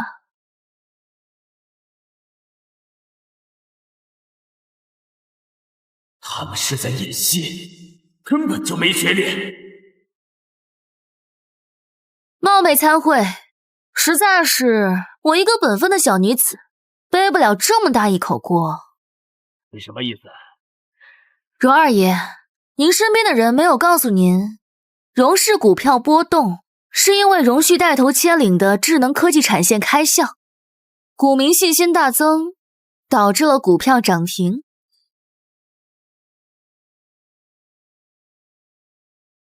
二爷，荣氏因为荣旭跟华荣决裂，导致股票大幅波动，股东们情绪激烈。荣旭那边什么反应？荣旭现在自顾不暇，新项目开发完全停止，想必没办法对旧臣先动手。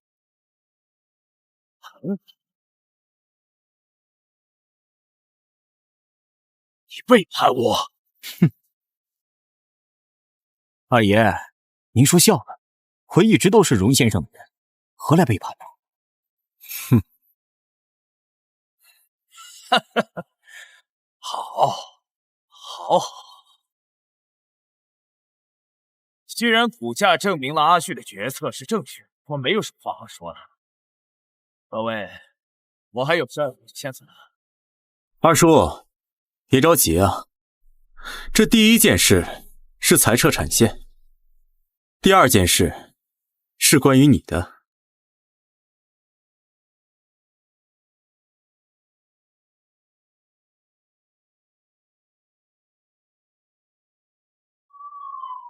荣敬山先生，你涉嫌利用职务非法侵占公司财产、谋取暴利等多项犯罪行为，请您跟我们回去接受调查。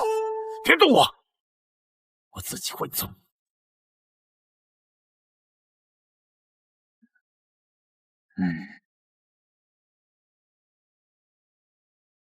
各位，今天对于裁撤产线的事情，可还有异议？没有的话，就散会吧。哼。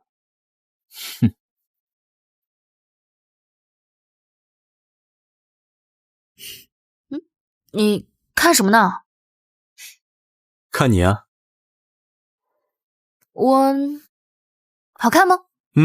好看。刚才在会上对你持反对意见的可不止你二叔一个人，其他人你不管啊？不斩草除根可不像是你的风格呀。助理会处理好一切的。那你干什么呀？花颜，你昨晚是不是没睡着啊？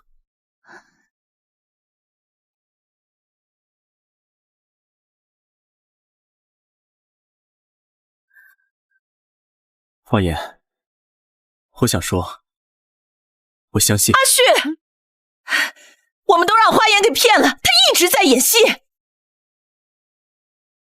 什么演戏啊？阿旭能改了荣家的规矩，是你在背后帮忙，对不对？对。母亲，荣家的规矩早就改。你闭嘴！你这孩子，为了帮阿旭，不惜糟蹋自己的名声，实在是太不划算了。我们都让你给骗了，还真以为你品行恶劣。我也是收到阿旭改了荣家规矩的消息后，才意识到你这么做的目的。母亲，这一切都是我想改，花颜她只是配合我。这些都是你设计的？是。那这些天花颜的绯闻，你俩的闹掰？那个呀，都是为了扳倒二叔演的戏。亏我还担心你这臭小子不开窍，误会花颜，秀都不看了就赶回来，合着是你们小两口的小情趣呀。所以您说的花颜一直在演戏，是说她改荣家的家规？对呀。说到这儿，我可得好好说说你，真是翅膀硬了。不是不让你改，是要缓改，要慢改，有节奏的改。你这以牺牲花颜的名声为代价，我非常不认同。母亲，您不反对啊？我为什么要反对？我早就看那些规矩不顺眼了。要不是你爸走得早，我在荣家没什么话语权。还有那狼子野心的荣敬山，我早就把他给改了。母亲，那您之前为什么还看花颜不顺眼？我那不是以为花颜那是在添乱吗？你刚当上家主不久，内外虎狼环绕，都盯着你。我以为他是来砸场子的，没想到你有自己的谋算。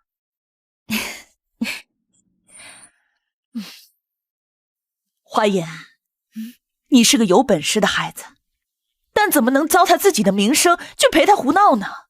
女孩子想要在这个社会上立足，本就诸多坎坷，你这不是断了自己的后路吗？阿姨，我不在乎那些。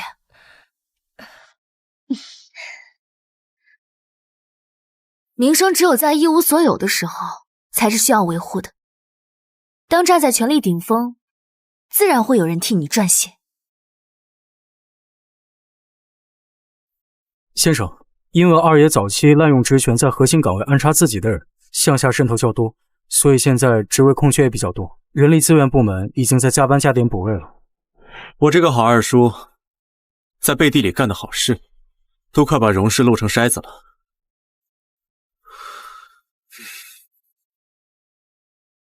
职位替补人员选择要慎重，我不希望再出现之前的情况。明白，这是核心岗位替补人员的资料以及背调结果。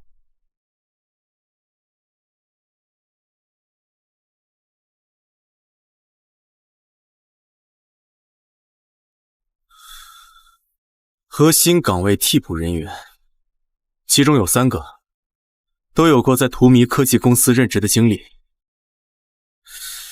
这个图迷科技到底有什么来头？我正要向您汇报，这个图迷科技非常神秘，是这2年才在荣城异军突起的。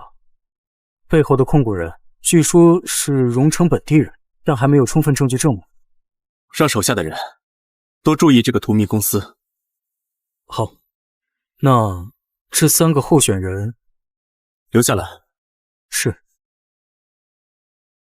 我们的人已经顺利进入荣氏，只是想要进入核心圈层还需要时间。不着急，图迷科技已经低调了这么久，不差这一会儿。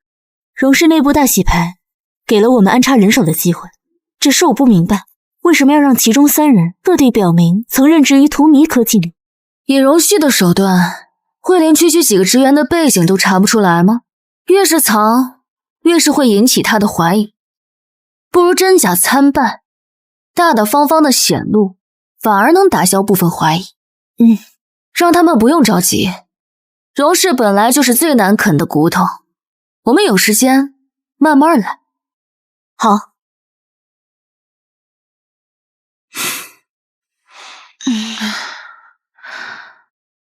你回来了。怎么不回屋里睡啊？太累了，还没来得及回去。太累了？你白天做贼了，晚上这么累啊？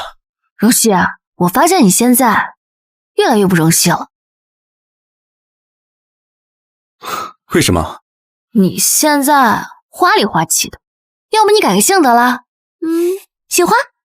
行，那以后啊，整个荣城都跟你改名叫花城吧。我终有此意啊。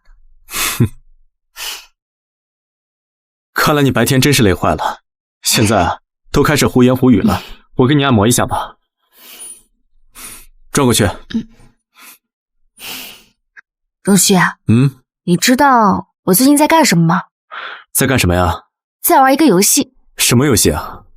需要我收购了再帮你开个后门吗？剧本杀游戏，讲述的是一个王朝更迭的故事。玩家呢需要带入朝中的一个身份，有皇帝、权臣等等。玩家当中还有一个隐藏的颠覆者，结局是要么保住王朝，要么彻底推翻它，建立新的秩序。那你是什么身份？权臣还是世家小姐？我选择的是医女，是那个隐藏的颠覆者。医女？医女怎么颠覆王朝啊？既没有兵权，也没有财权。正因为他们没有权，所以才没人防着呀，才更好动手。哦，那说来听听。医女可以接近皇帝，给权臣诊脉，甚至可以出入后宫。她不需要舞刀弄枪，只需要给皇帝的药里加入一味慢药，让他日渐昏困，给权臣的药材中改一味药材，让他与政敌产生嫌隙，再给后宫的嫔妃吹一点枕边风，就可以让整个朝堂人心惶惶。哦，那你这个颠覆者最后成功了吗？游戏还没玩完呢，下次带你一起玩。但是你可千万别选皇帝啊，太容易被我毒死。你舍得毒死我吗？我怎么会舍得毒死你呢？但是要遵守游戏规则。不毒死你这个皇帝的话，我还怎么颠覆朝野？原来你这么狠心。说一个野心家狠心，我会觉得你是在夸奖我。荣旭，你会选择当这个皇帝吗？医女大人，我们真的要在这个时候讨论当不当皇帝这个问题吗？如果我当皇帝，我也是那个从此君王不早朝的昏君。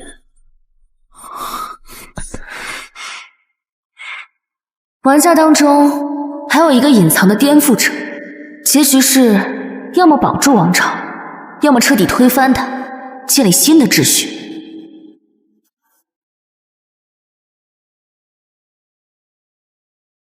顾晨，进来一下。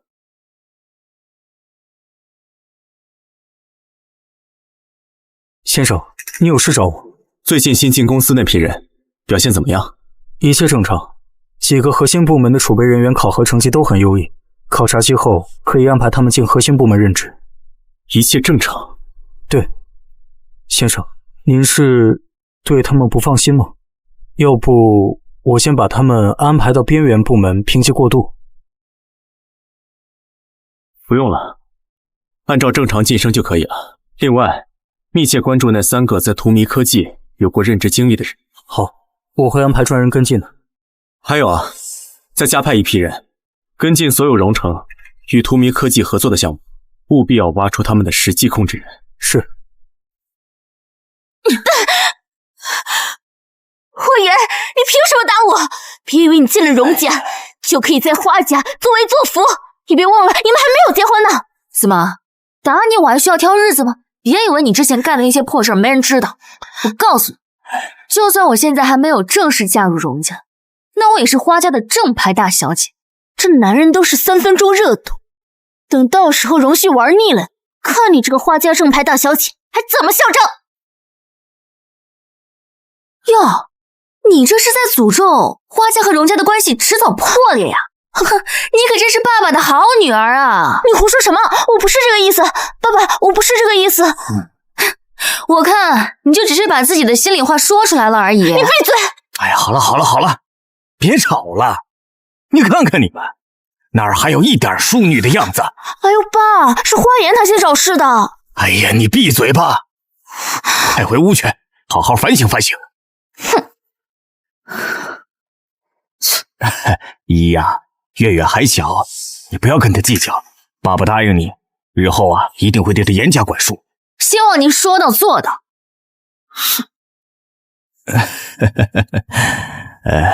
爸爸什么时候失约过呀？之前啊，爸爸还担心你因为绯闻的事情跟荣旭闹矛盾呢，没想到啊，你是在演戏。你说说你，也不跟爸爸通通气儿，害得爸爸瞎担心。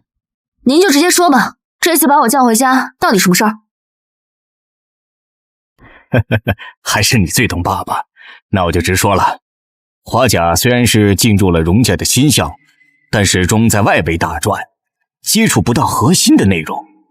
所以，你到底给了他什么东西啊？哦，新开发的科技智能项目合作书。你疯了！你放这么一个祸害，进去让你大娶？给都给了，我自有分寸。确实有分寸。你跟荣旭感情那么好，替爸爸说几句好话。爸，我虽然和荣旭的感情好，但上次因为妹妹那件事情，在荣家人的眼里，您根本就不喜欢我，他们还想着让我断了和花家的关系呢。荒唐！你是花家的女儿，哪能说断就断的？哎呀，爸，我也不想啊。可是我既做不了荣家的主，也做不了花家的主。但是想靠着我去维系好荣家和花家的感情的话，这属实有点困难。那你想怎么办呀？爸爸，这不是我想干什么，而是您怎么想。如果呢，我是以拥有花家的股份、花家受宠的女儿的身份进入荣家的话，那花家和荣家的关系自然就不需要用那异变的感情去维系了。您觉得呢？花言毕竟是花家人，维护好跟他的关系，让花家跟荣家绑定的深一点。即使以后荣旭厌弃了花言，但是跟荣家的合作是实打实的，割舍不断的。嘿嘿嘿呀，是爸爸疏忽了。这样，爸爸明天就让律师起草一份股权转让协议，怎么样？那就谢谢爸爸了，我还有事儿，我就先走了。啊，爸，你居然给花言股份！小孩子家家懂什么？我不管，你给了他股份，那我也要。我们两个人不和，人尽皆知。你只给他不给我，会被嘲笑的。胡闹！股份是让你们姐妹斗气的东西吗？爸，花言因为您出轨导致他母亲自杀的事情，早就恨透了你。他怎么可能跟你一条心？你给他股份，不怕他反咬你一口吗？花月说的不是没有道理，花言对我的态度一直是捉摸不透。他那么聪明，万一哪天知道了他妈妈根本就不是自杀，势必会恨上我。但是不给股份，现在就没办法跟荣家绑定。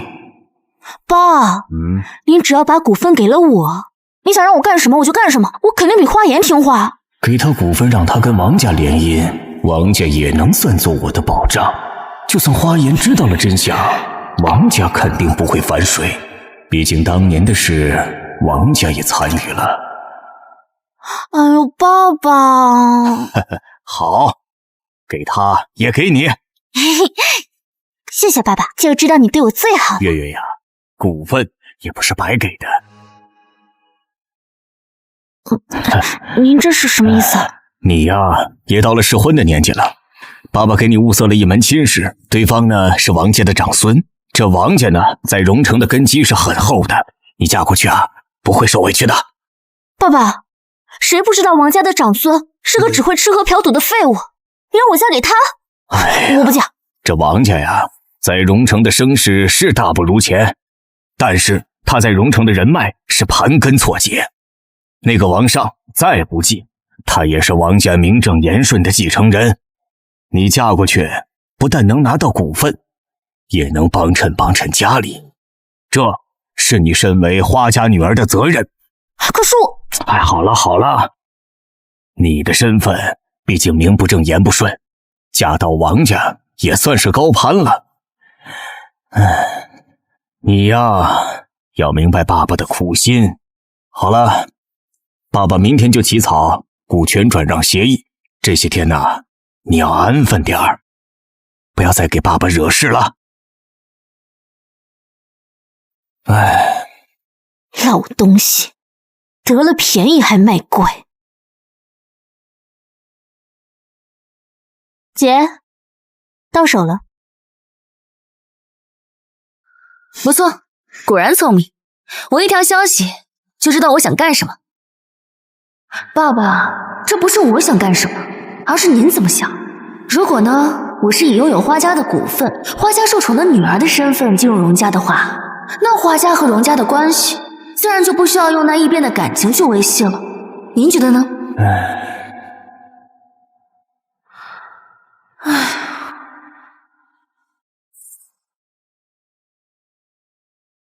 这样，爸爸明天就让律师起草一份股权转让协议，怎么样？那是从创立图迷科技，再到跟荣旭订婚，搞垮荣敬山，我跟姐姐都并肩那么久了，这点默契还是有的。那是从创立图迷科技，再到跟荣旭订婚，搞垮荣敬山，我都跟姐姐并肩那么久了，这点默契还是要有的。不过你之前不是说慢慢来，花家最后再动也没事，怎么突然就要花文斌的股份？你自己撞上来的，想让我吹枕边风，不付出点代价，怎么行呢？不愧是你，3两下的就拿下了他的半壁江山。行了，不说我了，说说你吧。花文斌会因为你争风吃醋就把股份给你？那个老东西啊，他想把我卖给王家，让他们脸都不要，畜生！犯不着跟他生气，等到我们完成计划，把荣城世家洗牌，到时候啊，就不用看他惺惺作态了。没错，只是这一次，他居然连慈父人设都不要了，执意要把我卖给王家，这有点奇怪。这个王家一定不干净。我母亲那遗物里的证据虽然没有明确的指出王家，但是王家作为世家的一份子，肯定是不干净的。伤害我母亲的这些人，他们一个都别想好过。姐，所以当年到底发生了什么？你跟我妈都不告诉我，我不是小孩子了，能不能不要瞒着我了？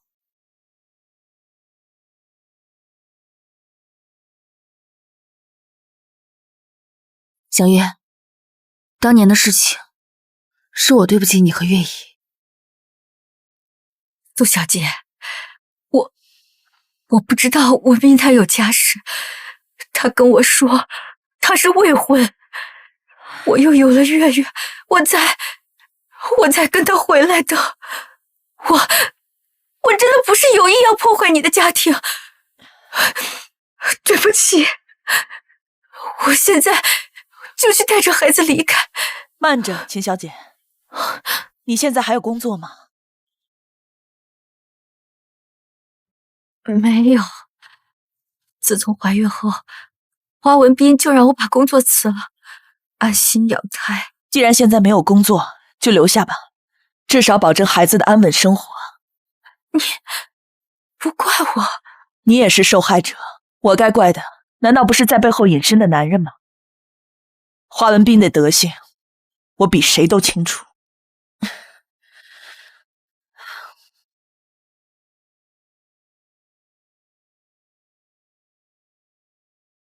我很喜欢茉莉，但是茉莉开得再盛，也挡不住底下的烂根。花文斌就是那烂根，跟你我无关，不是吗？苏小姐，谢谢您，您的大恩大德，我没齿难忘。不用感谢我，我还不知道这样留下你，会不会害了你。脏死了，太脏了！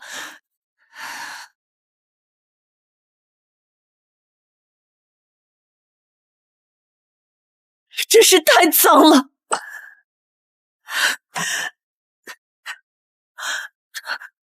婉姐，你怎么了？什么太脏了？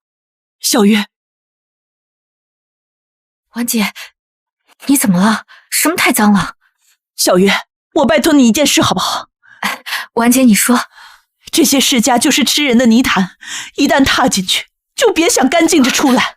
妻子、女儿都会是他们交易的物品，他们根本不把人当人。你带着依依跟月月赶紧走。婉姐，到底发生了什么？他们是华文斌。小月，你听我说，待会儿无论我说什么，你配合我就好，不要管为什么，我不会害你。我信你。好。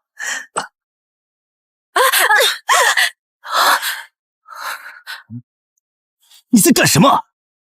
你少在这里假惺惺！你以为我不知道你是什么心思？不过是想取代我成为花家的主母。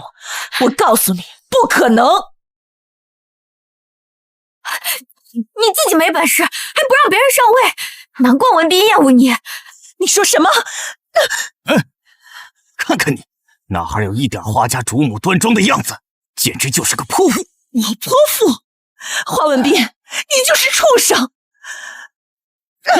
我不跟你一般见识，你好好在这反省一下吧。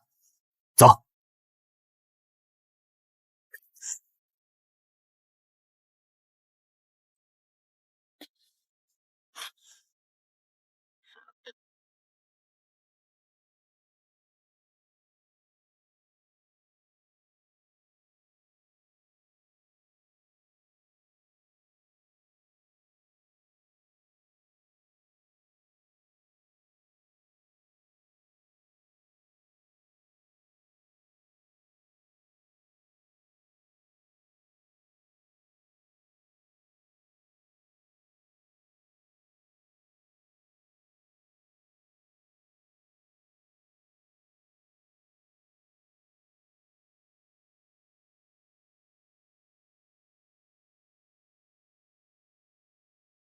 肮脏的东西就应该见一见彼岸花开。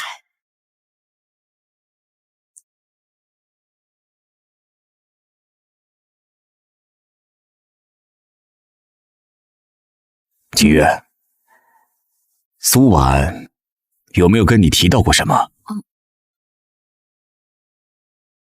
苏婉有没有跟你提到过什么？那个疯女人啊，她一直在骂我，插足你们的家庭，跟个泼妇一样。文斌，你什么时候跟她离婚，娶我呀？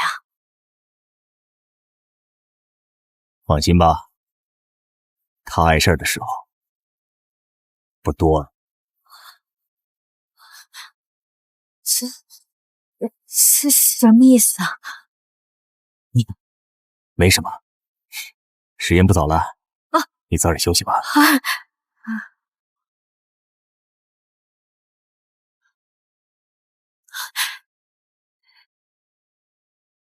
跟华文斌一起的，不应该是其他世家的人吗？他们来干什么？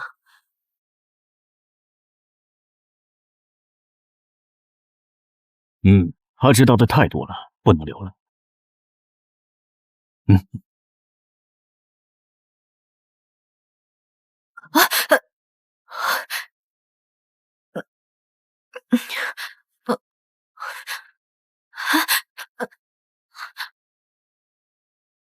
你在这干什么？你在这干什么？我是看你带朋友回来，想着问问需不需要帮忙准备一下晚餐。不用，你去酒庄帮我拿2瓶酒回来，我要招待客人。家里不是有酒窖吗？让你去你就去。好。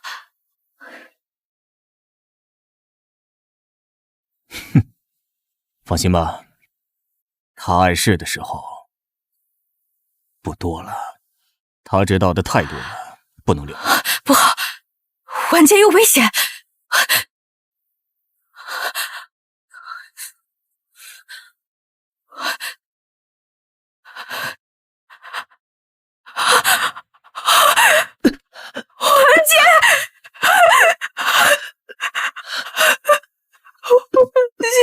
我找人来救你！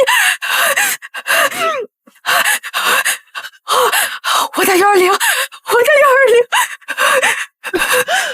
将军，先别烧什么证据？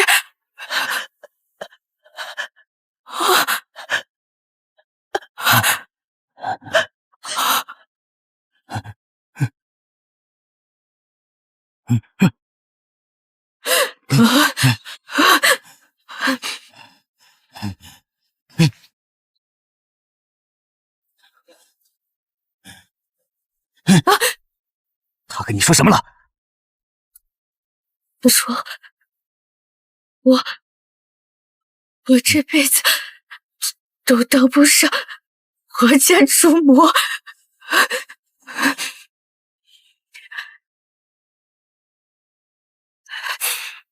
我跟他说，我要跟他离婚。去你！他一时想不开，就跳楼了。来，起来。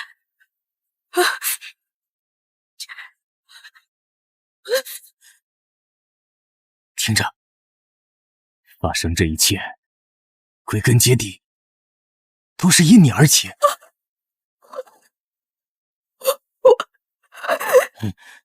不过我不怪你，你只要安分守己的，好好的过日子，我们就当什么都没发生过，好吗？好。走。无有幻术，终得陨落，怪不得旁人。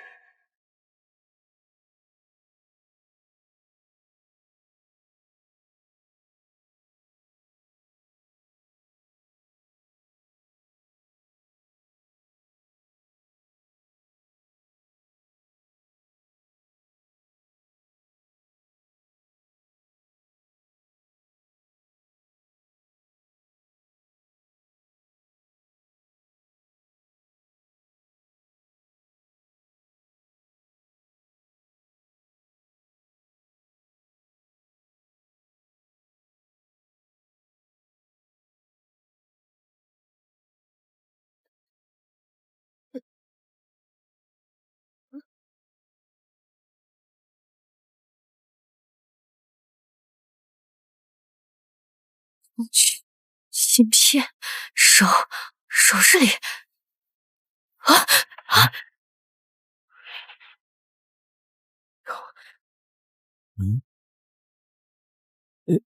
你在干什么？你在干什么？文斌，我错了，我就是看婉姐留下来的首饰，价格不菲，我想戴一下。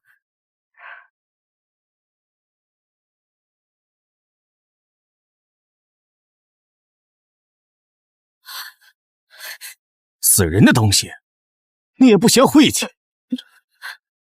明天我让人给你送副新的来，你就踏实的在家里待着吧。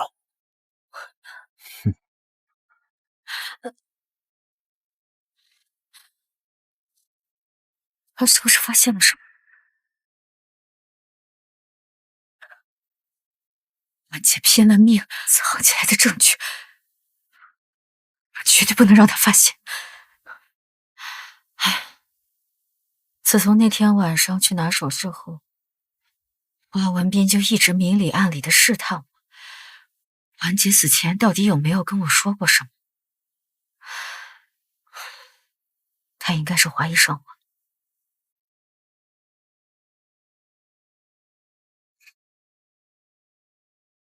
妈，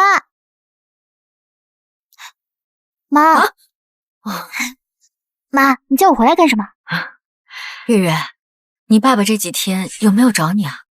没有啊，我一直在学校。你不是说苏妈妈去世了，怕妍姐姐难过，让我在学校多陪陪她吗？花文斌还没来得及对孩子们下手。你姐姐在哪儿？楼下呢。叫你姐姐过来，你在外面等着。哦。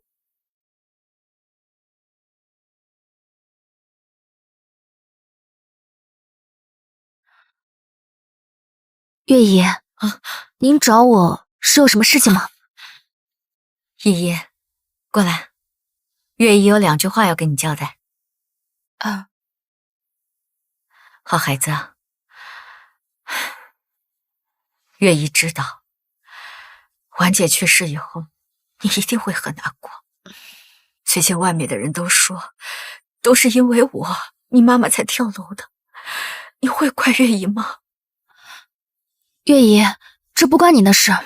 妈妈跟我说过，你跟小月也都是受害者，我能明辨是非的。我妈妈她从来都没有怪过你，我也不怪你。婉姐是个很好的人，她把你教养的也很好。月姨，我觉得我妈是肯定不会自杀的，她肯定是发现了什么，然后被人杀害的。月姨，看您的反应，我就知道我猜的肯定没错，您一定知道些什么，对吧？你真的很聪明。一群畜生！我知道的也就只有这么多。好孩子，你是个聪明的孩子，一定懂得韬光养晦。在没有足够的自保能力之前，一定不要打草惊蛇，去找花文斌拿你妈妈的遗物。月姨，我知道的。那按照您说的，我爸花文斌他已经有所怀疑了。如果我们不打消他继续查下去的念头的话，那我们都会没有活路的。这件事儿，我自有办法。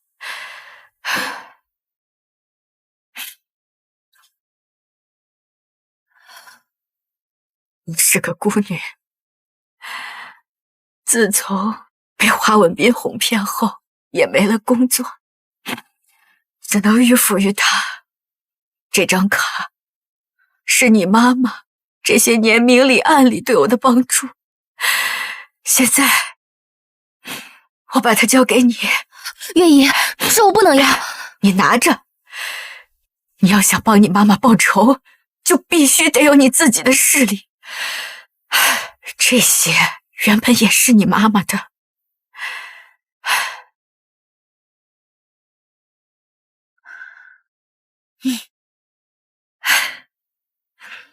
好孩子，接下来你跟月月必须因为我害死了你妈妈而决裂，只有这样，华文斌才不会对你们两个动手。我明白。那您呢？我明白。那您呢？我已经想好了打消花文斌怀疑的办法了，你不用为我担心。去帮我把月月叫过来吧，我有几句话要嘱咐她。好。依依，月姨，您还有什么事情吗？花月遗传了我，脑子没你聪明。以后要是在学校有什么做的不好的地方，你多担待一点，帮帮她。月姨，您放心，小月她是我妹妹，我一定会照顾好她的。有你这句话，月姨就放心了。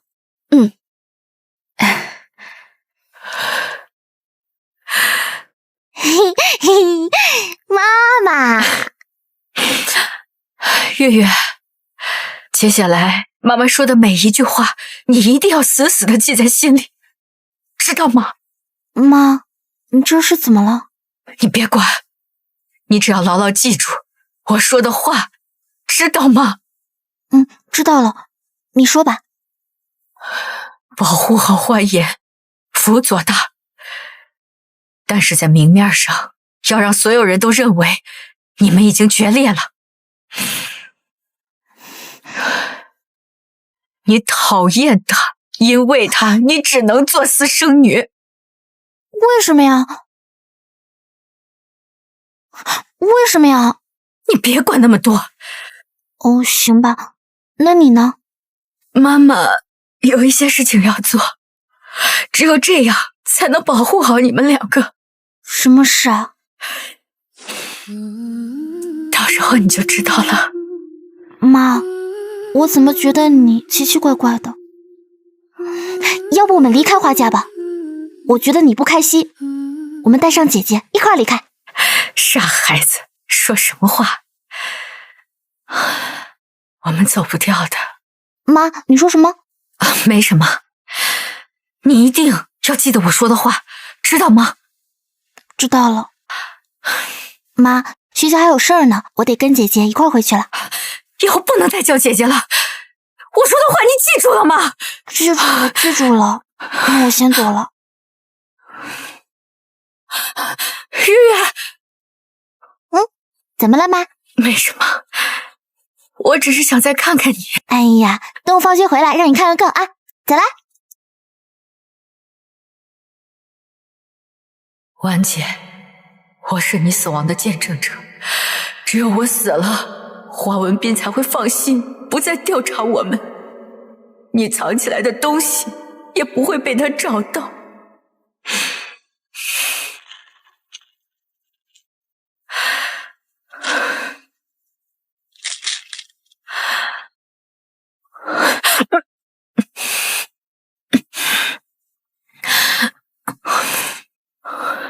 我知道你一直追求正义，我是个没有追求的人，只是想帮你，现在也只能帮到这里了。我抛下孩子们来找你，你可千万不要怪我呀。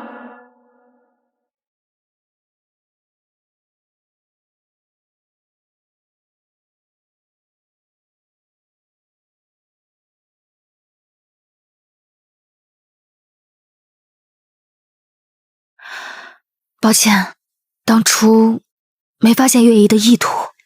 姐，这件事是我妈自愿的，而且该道歉的另有其人。我会让他们知道什么是因果报应。好了，姐，不说这个了，我们说点开心的。我们安排进荣氏的人均已进入到核心岗位，就连刻意露出马脚的那3个人都已经进入到核心部门了，拿下荣氏指日可待。别高兴得太早，别高兴得太早。其他人进入核心部门，说明我们的障眼法起效了。但是我们刻意暴露的那3个人也进去了，这就有点不对劲了。你的意思是，我们暴露了？不确定，但是荣旭查到荼蘼科技，这是早晚的事情。我们现在虽然没有十足的把握，可还是有胜算的。要不要我们先下手为强？不用。那你有办法打消他的怀疑？为什么要打消他的怀疑？就让他发现，给他一个选择的机会。什么选择的机会？我怎么听不懂？到时候你就知道了。先生，这是那3位的近期动态汇总。他们进入核心部门后，一直安分守己，每天按时上下班，只处理街道的日常工作，没有试图接触任何的机密文件，甚至连多余的话都没打听。没有任何动静，才是最大的问题。您的意思是，他们会不会真的只是想找份安稳的工作？之前的猜测是我们多虑了。这3个人都是荼蘼科技的核心骨干，放着高薪职位不做，偏偏要在荣氏洗牌的时候硬挤进来，只为了做个按时上下班的普通员工，这合理吗？他们越是隐忍，就说明他们背后的人城府越深，目标也就越不简单。原来您从一开始就不相信他们。3个人都来自荼蘼科技，我从不相信巧合。那您为什么一开始放他们进来？放长线钓大鱼。可是他们明明主动标注了自己的任职经历啊。哦，这是障眼法，公司里一定有他们的同伙，这件事跟荼蘼科技一定脱不了关系。可是我们到现在都不知道荼蘼科技背后的实际控制人是谁。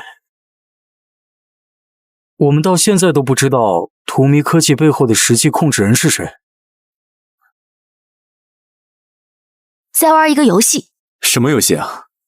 需要我收购了再帮你开个后门吗？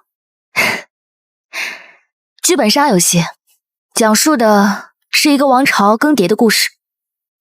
玩家呢，需要带入朝中的一个身份，有皇帝、权臣等等。玩家当中还有一个隐藏的颠覆者，结局是要么保住王朝，要么彻底推翻它，建立新的秩序。那你是什么身份？权臣还是世家小姐啊？我选择的是医女，是那个隐藏的颠覆者。医女的隐忍，颠覆者的目标，荼蘼科技的崛起，停止追查荼蘼科技的法人，现在去查花颜，查他跟荼蘼科技的关系。先生，您怀疑花小姐？这不可能吧？花小姐她……按我说的做，查仔细点，不要惊动任何人。是。怎么了？公司出什么事情了吗？怎么从回来就魂不守舍的？啊，那个上次剧本杀游戏，所谓的医女颠覆者，最后是怎么收场的？怎么？难道荣总也想玩？不过我可提醒你啊，千万别选皇帝，我会毒死你的。对了，还没问过你，为什么想选医女啊？因为别无选择呀。你要是也想玩的话，千万要记得，别选皇帝。依依，我们什么时候结婚啊？我是想着，都已经订婚这么久了，也该结婚了。结婚也不是不可以，但是得等到我玩完这个剧本杀游戏。我吃好了，先去忙了。依依，我们会结婚的，对吗？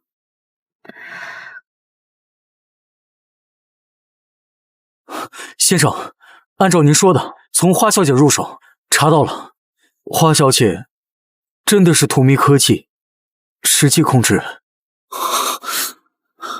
真的是她？花小姐这是想要干什么？她要是想对荣氏不利，以她和您的关系，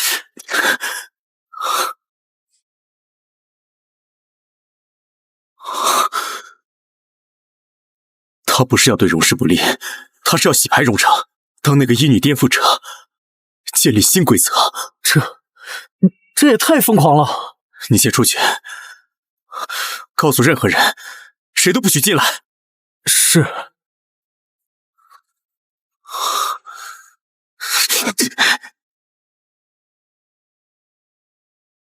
把这个抱歉，华总，荣总硬闯，我拦不住。没事儿，你先出去吧。小月，你也先出去吧。小月，你也先出去吧。姐，没事儿，小月，你先出去吧。我和荣总谈谈。好，那我就在门外，有事叫我。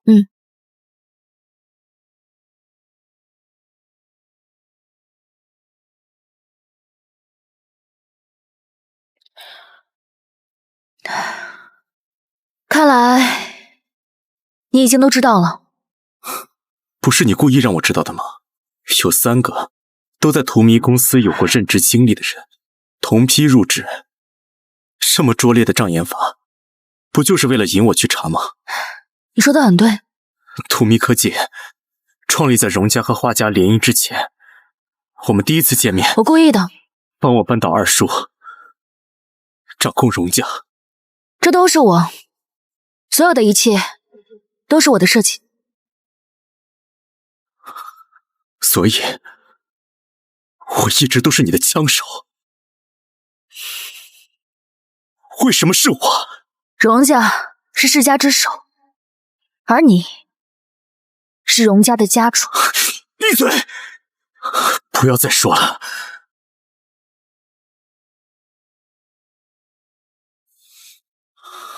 花颜，你有种！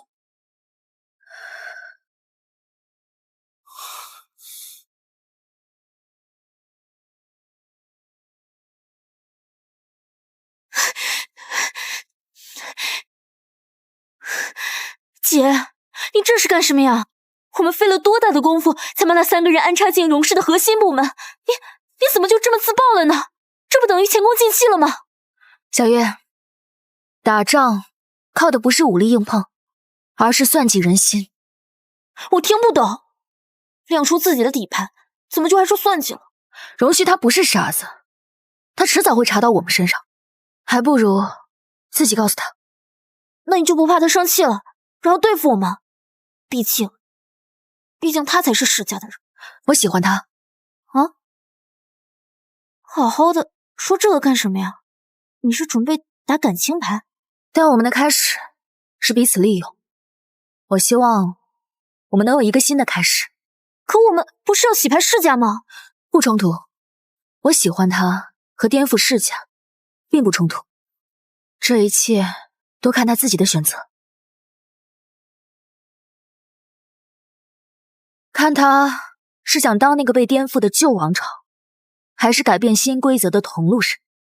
那他要是选择站在世家那边，毕竟荣家是世家之首，他不可能轻易放弃。那我就不喜欢他了呗，反正不同路的人注定不会走到一起。你能放下吗？你之前跟他在一块的时候看得出来，你是真的开心。爱情本来就是虚无缥缈的，我有比爱情更重要的事情要做。报仇，掀翻这些恶心的规则。就算他最后没有选择我，我也留有后手。真是冷静到可怕的女人，不愧是我姐。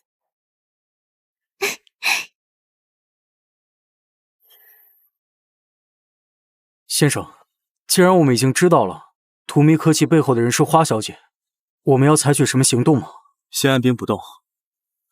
你去查一查花颜早些年的经历，从他留学开始，事无巨细，还有他母亲去世前后的事，都给我查清楚。是。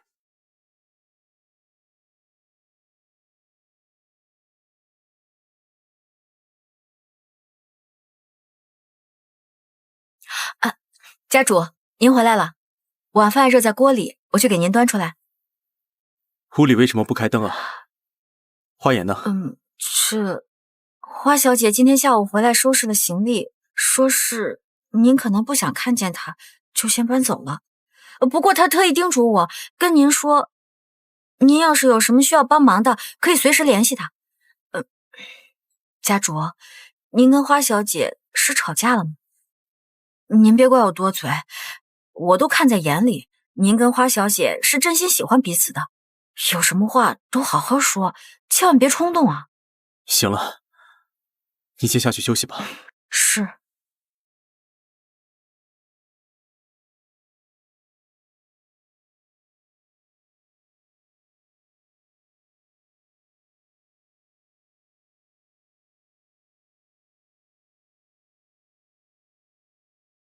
敢于说实话的乖孩子是要给奖励的。乖孩子，能有什么奖励吗？是这样吗？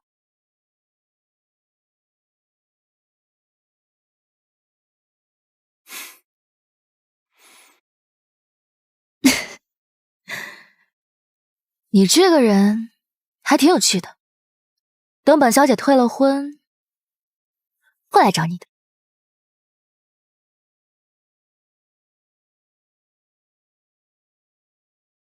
荣先生，你现在还敢娶我吗？花颜，骗子！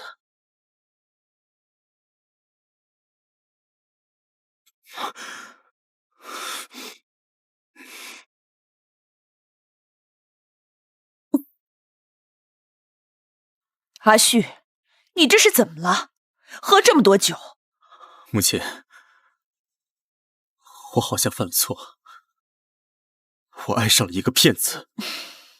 下去吧。是花颜吗？您知道，除了他，还有谁让你这么伤心过？我自己的儿子自己还不了解，仓库里那些花茶不是你吩咐让人换的，你从来不信任何人，却把扳倒你二叔的计划告诉了他，这不是爱是什么？可是他骗了我。从我认识他开始，一切都是他设计的。阿旭，你问问自己的心，你真的是恨他骗你，还是恨他打破了你所谓的真心？我不知道，我只知道他在利用我，我只是他的一颗棋子。不知道，那就是最清楚的答案了。你对他爱大于恨，既然还爱，就去找他把话说清楚，总比你在这里酗酒强。母亲，你要是知道他做了些什么，你就不会这么说了。他干什么了？不就是想对付那些世家？您知道了，您早就知道了。不算早就知道了，只是隐约猜到了。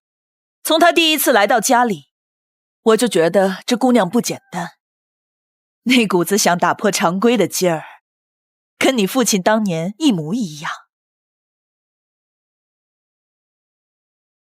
您知道为什么不告诉我？您就不怕他毁了荣家？告诉你什么？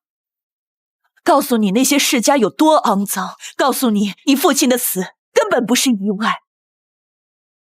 我父亲的死，我父亲不是车祸去世的吗？是车祸，但不是意外。当年他执掌荣氏，根本不肯跟这些世家同流合污，还收集他们的证据，结果没等他行动，就出了车祸。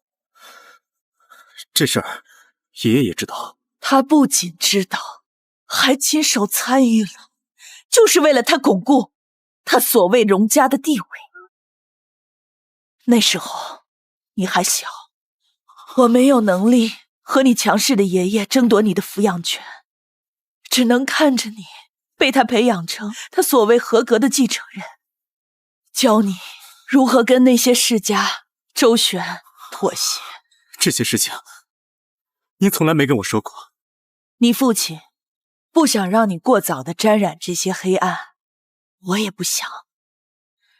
直到你接手荣氏，打破了你爷爷的旧规，我才知道你小子没有被那些世家的歪风邪气所同化，跟你父亲一样，心里有杆秤。那花爷，一开始我并不打算让你娶她，因为那是你爷爷定下的婚约，但我不能明目张胆地违逆爷爷的意思。后来我发现，他跟那些人不一样，他跟他的母亲一样，都是很好的人。这些年，你在荣氏内部清理障碍有多辛苦，我都看在眼里。我在局外看得很清楚，你爱他，也需要他，何不遵从自己的内心？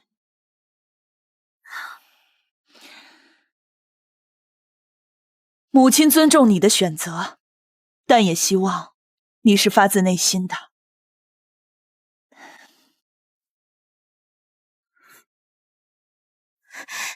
姐，荣氏动手了。他做了什么？他把我们安插进荣氏的人全都晋升了，他这是什么意思啊？意思是他选择了我。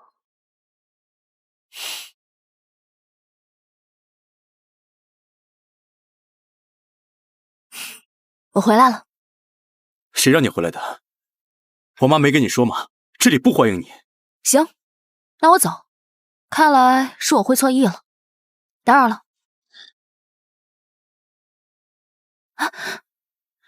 你当这里是什么地方？你想来就来，想走就走。怎么，荣总不是不愿意搭理我吗？现在又拉着我干什么？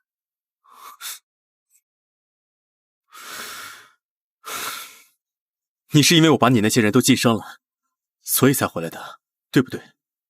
要是我没有这么做，你就打算一辈子都不回来了，是不是？是啊。除此之外呢，就没有别的原因了吗？还能因为什么原因啊？花爷，你有没有戏？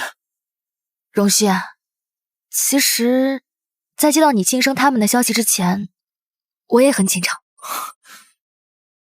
你还会紧张？在你利用我的时候，我也没觉得你紧张。你不是也利用了我吗？你利用我扳倒你的二叔，巩固了你的地位，我们之间从一开始不就是互相利用的关系吗？我那不一样。其实，就算你不选我，我也有后手，照样能推翻那些世家。但是，我也很害怕，害怕你不选择我。为什么？你说为什么？我想听你说。因为我喜欢你，我想跟你一起走接下来的路。我怕你选择了那些世家，我们就彻底没有可能了。花颜，你是真的害怕吗？是真的紧张吗？难道不是你觉得你已经吃定了我，我最终一定会选择你吗？原来在你这里，我一直都是在被坚定选的呀。在我这里，从来都没有选择题，你是我唯一的答案。可是你不是我唯一的选择，我的步履不会停的。荣旭，我给你讲讲我妈妈的故事吧。我妈妈发现了他们的肮脏，想要揭露他们，被他们给害死了。月姨为了守护妈妈留下来的证据，也自杀了。还有很多被世家迫害的人，他们拼了命的把搜索来的证据交到我手上。这条推翻旧制之路，注定掺杂着太多人的血和泪，我是不会停下来的。花颜，你不是说过，你想跟我一起走接下来的路吗？是，但这条路注定布满荆棘。如果你选择了我，就注定要和那些世家体系为敌。你确定要跟我一起走这条无法回头的路吗？花颜，我早就没有回头路了。世家的肮脏害死了你的母亲，也埋葬了我父亲的理想。咱俩早就是同一条船上的人了。这辈子，我就认定你一个同路人。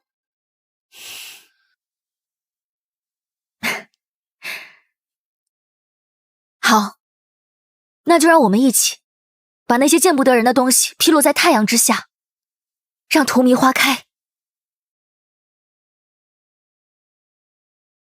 三叔，这就是你说的，即使我不选你，你也有后手。对，其实三叔跟我妈妈是大学同学，当年也是他帮助我妈妈收集证据的。后来妈妈去世后，也是他帮我开了荼蘼科技。原来你们早就认识，怪不得一直说你有后手。这么多年，他就一直在荣氏帮你布局。那之前我查你安插的那些人，都是障眼法。原来核心棋子一直都是三叔。是啊，阿轩，你父亲生前就总说，荣氏要有荣氏的风骨，可是他没能等到这一天。不过好在你愿意站在花小姐这边，这也算是圆了他曾经的遗愿了。那您跟二叔他嘛，不过就是我摆在台前的靶子，是为了转移你爷爷和那些老狐狸注意力的。这些年我假意与他虚与委蛇，实则我是在暗中清理荣氏的蛀虫，要为你们把路给铺好。三叔，是您的帮助才让我们这么容易扳倒三叔，掌控荣家。我这个做叔叔的怎么着也要帮你们把这盘棋给盘活了。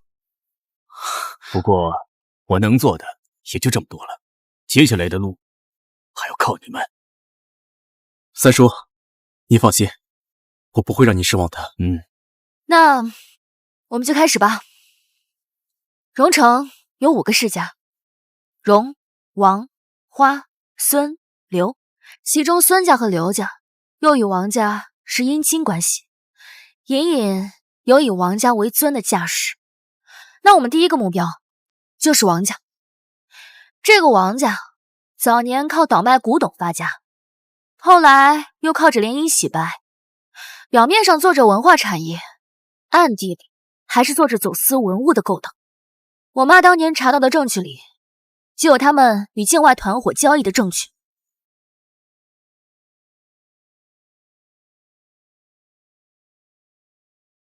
这个是我让人查到的近期王家动向，他们最近在跟一个叫鬼手的境外组织连接，在准备一笔大交易。鬼手，我听过这个组织，听说是专门倒卖被盗的国家级文物，手段狠辣，之前去调查他们的记者都莫名其妙的失踪了。既然他们自己扑上来，那我们就顺水推舟，把他们彻底掀翻。不过王家跟其他几个世家暗中勾结，我们不能贸然行动，得先布个局。你有主意了？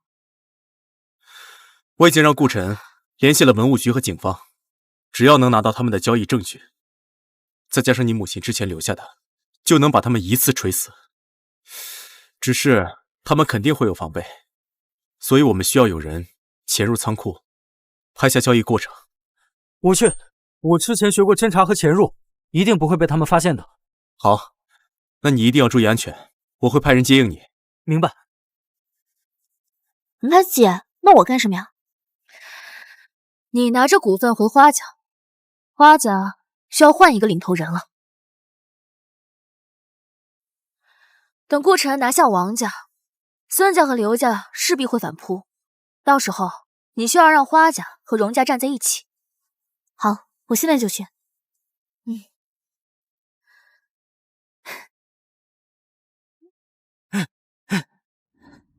为什么？为什么在我不知道的情况下，你，我的好女儿，会以最大股东的身份召开股东大会，罢黜了我董事长的职位？哪来的股份？哪来的股份？姐姐给的。你姐姐？花颜？怎么可能？你们俩……爸爸，在午夜梦回的时候，你难道没有看见苏妈妈和我妈一直在看着你吗？你都知道了。那花颜，你以为姐姐为什么要给我股份？你们俩早就知道，所以你们俩早就联手了。没错。你们到底要干什么？你妈妈和苏婉不是我杀的，他们是自杀，跟我有什么关系？自杀？到现在都还在撒谎，他知道的太多了，留不得了。你说过的这些话你不记得了吗？你胡说！我胡说？那跟王家合作走私文物，这事也不是你干的了？不把女人当人，妻子、女儿都可以是交换买卖的工具，这事也不是你干的了。看来你知道的还真不少啊。那你就不能怪我了。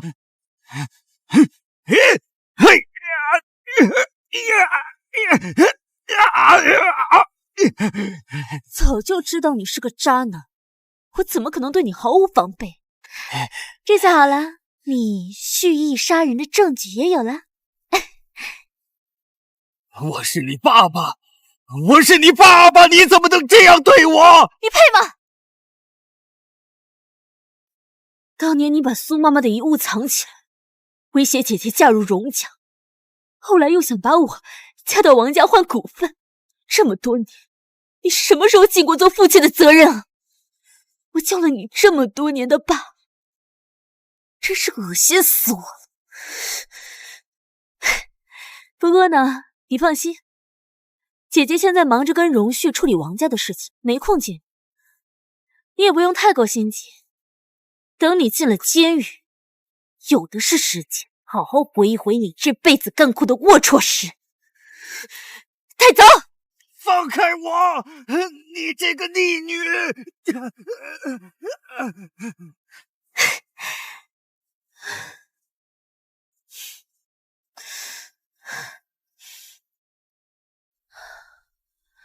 花家那边已经没有问题了，王家那边也得手了。王家倒台的消息立马就会传出。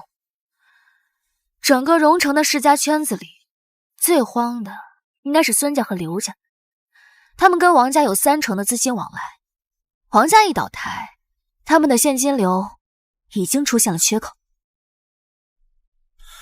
我会让荣氏放出消息，文化产业园项目是政府扶持的重点民生工程，有文物局背书，前期投入50亿，后期回报率能够达到40%。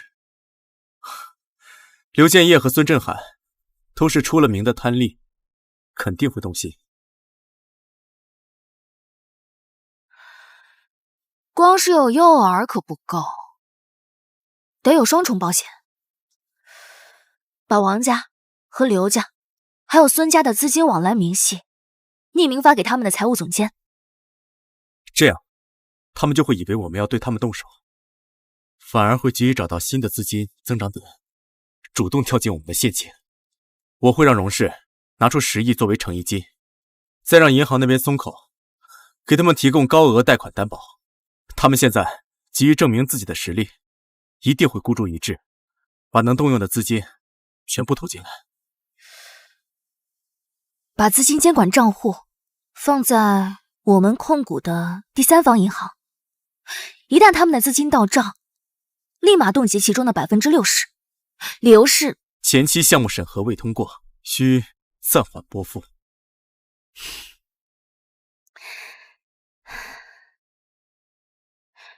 那我可就静待荣总的好消息。华总，是你带来的。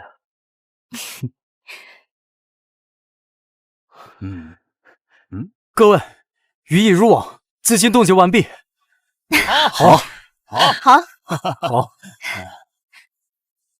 接下来就是我妈妈留在项链里的芯片证据，让他们再无翻身的时候。荣旭，荣城的太阳要出现了。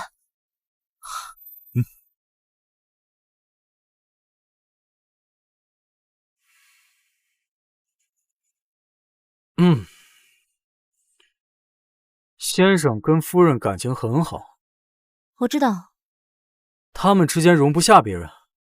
确实。不要再伤心了。到底想说什么呀？你还是不要再喜欢先生了。这饭可以乱说，话可不能乱讲。我什么时候喜欢人家先生了？那你看到先生和夫人亲密，为什么要伤心啊？我不应该伤心吗？你应该伤心吗？我姐都不属于我了，我难道不应该伤心吗？哦，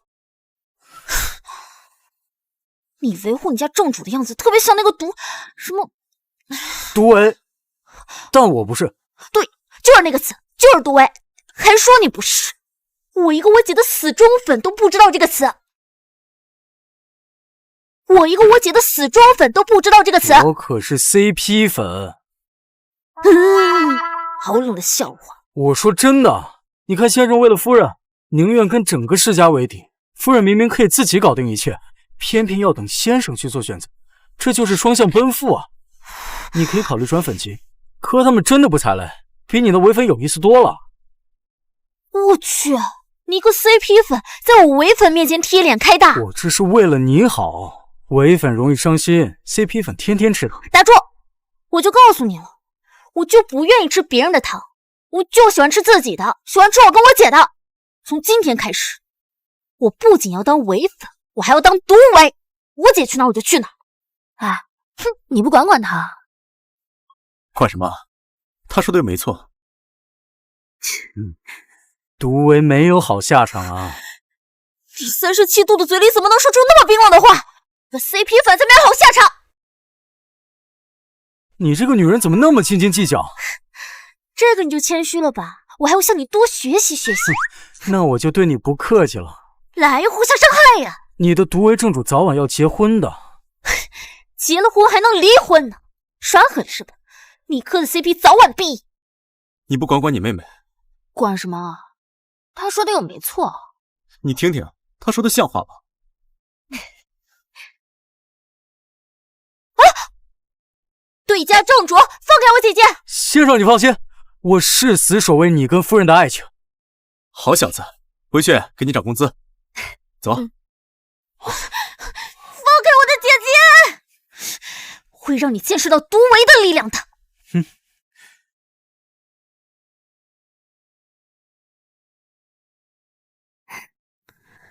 华总用您提供的犯罪证据把领头人已经送进去了，现在整个企业属于群龙无首的状态。刘家和孙家的散布，试图引入外资盘活企业，可是被我们的人发现，切断了供应。接下来你看怎么处理？荼蘼科技早些年为了低调，只转移了部分资产回国，趁着这次这个机会，把所有的资产转移，把世家垄断造成的死水经济盘活。这不等于给世家收拾烂摊子吗？咱们要处理的是脏东西，现在这些东西没了，荣城就不是脏东西了，而是一个能看到花开的地方。好吧，你最近也还是要注意一点。荼蘼科技现在动作太大，花家也归并了回来，免不了有一些人有一些异心，说不定会铤而走险。你出门最好叫保镖陪同，没事的话就与我同行。知道了。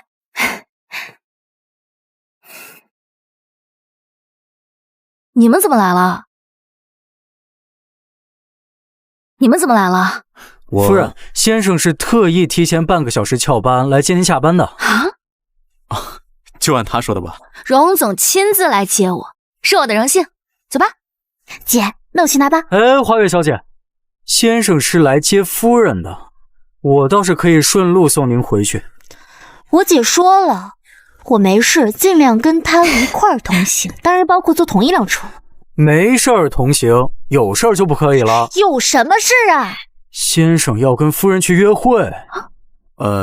既然话都说到这儿了，那咱俩不约个会不合适吧？荣旭，你对你这个傻白甜助理的宠溺程度，简直是令人叹为观止。哎，夫人，您可不能使用这种带有歧义的词汇。我可是血统纯正的 CP 粉，不像某人一样惦记正主。你阴阳谁呢？哎，行了，你们两个跟小学生吵架一样，干脆跟你们两个中间画个3-8线，互不打扰。哎，我觉得可行。姐，到时候你就跟我站一边啊。不行，夫人是要跟先生站在一边的。不是你，一口一个先生夫人，我姐结婚了吗？你就瞎叫。没立场了吧？没话说了吧？对啊，我们好像只是订婚了，还没结婚。先生，我对你的行动力太失望了。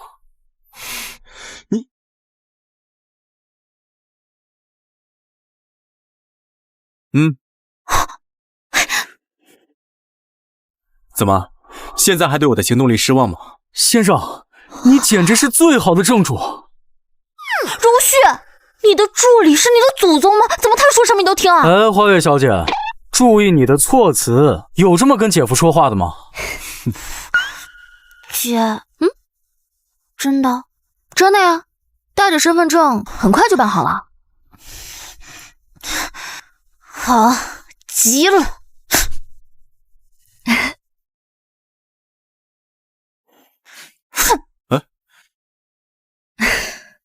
他这是破防了。我觉得该破防的人可能是你。我？这下满意了？满意。一想到他们两个铁青脸色，我就满意。行了，赶紧睡觉。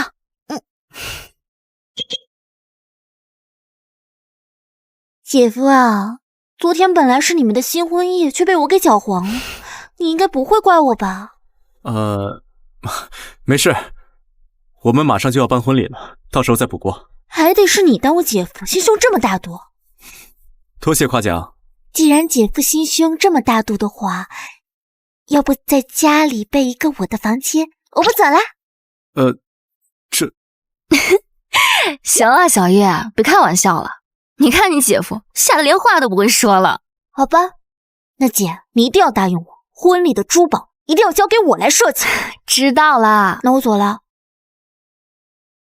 这个婚礼场地的布局不错，就是这个风格吧，我不是很喜欢。这不是正在休年假的顾特助吗？怎么这个时候过来了？先生夫人，出事了！怎么了？荣敬山在转移就医途中逃脱了。今天下午3点，他说胸口剧痛，警方按照规定送他去医院做检查。5点护士查房，人就不见了，窗户在外面被人撬开，跑了。看守的人是吃干饭的吗？先生，我已经联系交通部门调取监控，也让安保队封锁了城郊各路口，但荣敬山在荣家潜伏了30年，估计藏了不少暗线，硬搜恐怕会打草惊蛇。不要搜，通知下去，全面封锁消息。就说荣敬山病情恶化，正在医院特护病房进行隔离治疗，每天按时送药，制造假象。好，我们不能再坐以待毙，要主动出击。我知道你想干什么，用我们的婚礼当诱饵，对不对？知我者莫若你。荣敬山这辈子最大的心愿就是荣家的控制权。现在咱俩要结婚了，也就意味着荣氏和荼蘼科技的彻底绑定，他这辈子也就再也翻不了盘了。所以婚礼会是他最后的疯狂。那这次我们就彻底了结了他。荣旭、华言，你们疯了！这个时候宣布结婚？三叔，早啊！哎呦，早什么早啊！这荣敬山还在逃呢。你们现在宣布结婚，不是把自己放在火上烤吗？哎呀，他要是到婚礼上来闹事儿，这后果不堪设想啊！三叔，正是因为他在逃，所以我们才更应该举行婚礼啊！第一，荣氏和荼蘼科技联姻，可以增强市场信心。那些观望的股民看到我们的根基如此稳固，自然就不会和荣敬山合作了。第二，荣敬山平时最痛恨的就是我跟依依联手，婚礼是他唯一破坏我们的机会，他一定会来。第三，我们可以借助婚礼，把那些和荣敬山勾搭的人全部都引出来，然后一网打尽。所以三叔啊，您放心，一定不会出事。好吧，你们都长大了，有了自己的想法和手段，那三叔就再不多说什么啊。只有一点啊，无论如何，你要保护好华言啊，否则有你小子后悔的。您放心，我自己的太太，我一定会保护好的。三叔要对我们有信心。好，你们两个人呢，好好的，那就好啊。哎呀，那你母亲在天有灵，也能够安心了。我听说荣敬山跑了，是不是真的呀？你们这个时候还要办婚礼吗？不行不行不行！别急，喝口水，慢慢说。你听谁说的？你听谁说的？我工作室的助理，她老公是医院的护工。今天早上换班的时候，听护士议论的，说昨天下午就跑了，还跳了窗户。姐夫，你是不是疯了呀？那个老家伙心狠手辣的，你们这个时候办婚礼，不是给他送把子吗？我们就是要引他出来。他在荣家30年，暗线太多，硬搜根本没用。所以婚礼会是他最后的机会，他一定会来搞破坏。所以你们是故意的，设计了陷阱等他跳。对。唉，吓死我了。你姐我是那么蠢的人吗？以前不是，现在可不一定。毕竟这恋爱脑上头的人可是很恐怖的。放心吧，婚礼的安保我们都安排好了，每个角落里面都有监控和人手。就连后厨的洗菜阿姨都是我们自己的人，只要荣静山阿姨露面，保证她插翅难飞。姐，你的婚纱选好了吗？我觉得鱼尾婚纱好看，灰领设计显身材，裙摆上还有碎钻，到时候在灯光下肯定闪闪发光。早就想好了。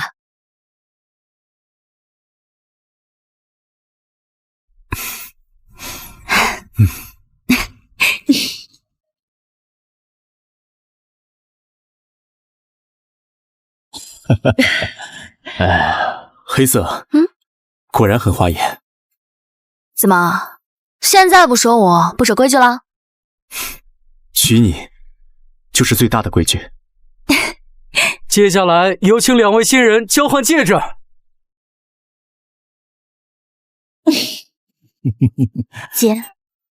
姐夫，说好了你们结婚给你们设计钻戒的，这次时间有点赶，等下一次你结婚我一定给你设计更好的。不会有下一次了。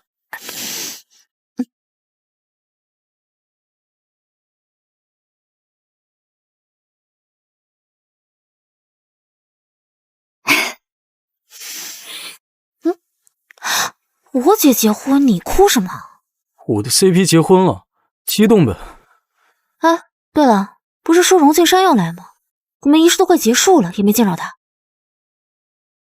哦，他伪装成服务员，后厨的洗菜阿姨发现了他，已经给他打运送回去了。啊，就这么草率？这是我正主实力的体现。荣氏的董事长，还有图迷科技的创始人，强强联手，这不杀疯了？不愧是我姐。不敢想象，这2位大佬的孩子得是什么样逆天的存在。既有花总这样的商业头脑和果决手腕，又有荣先生这样的运筹帷幄和强大气场。这一出生就自带商业帝国继承人的光环，情商智商双高，颜值又很在线，这以后荣城的名媛和公子哥们都要黯然失色了。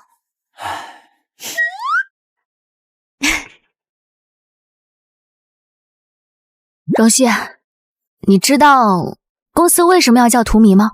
为什么？因为荼蘼既是末路之花，也象征着新生。我想和你有个新生。Wherever you go, whatever you do, 너를 알아볼 수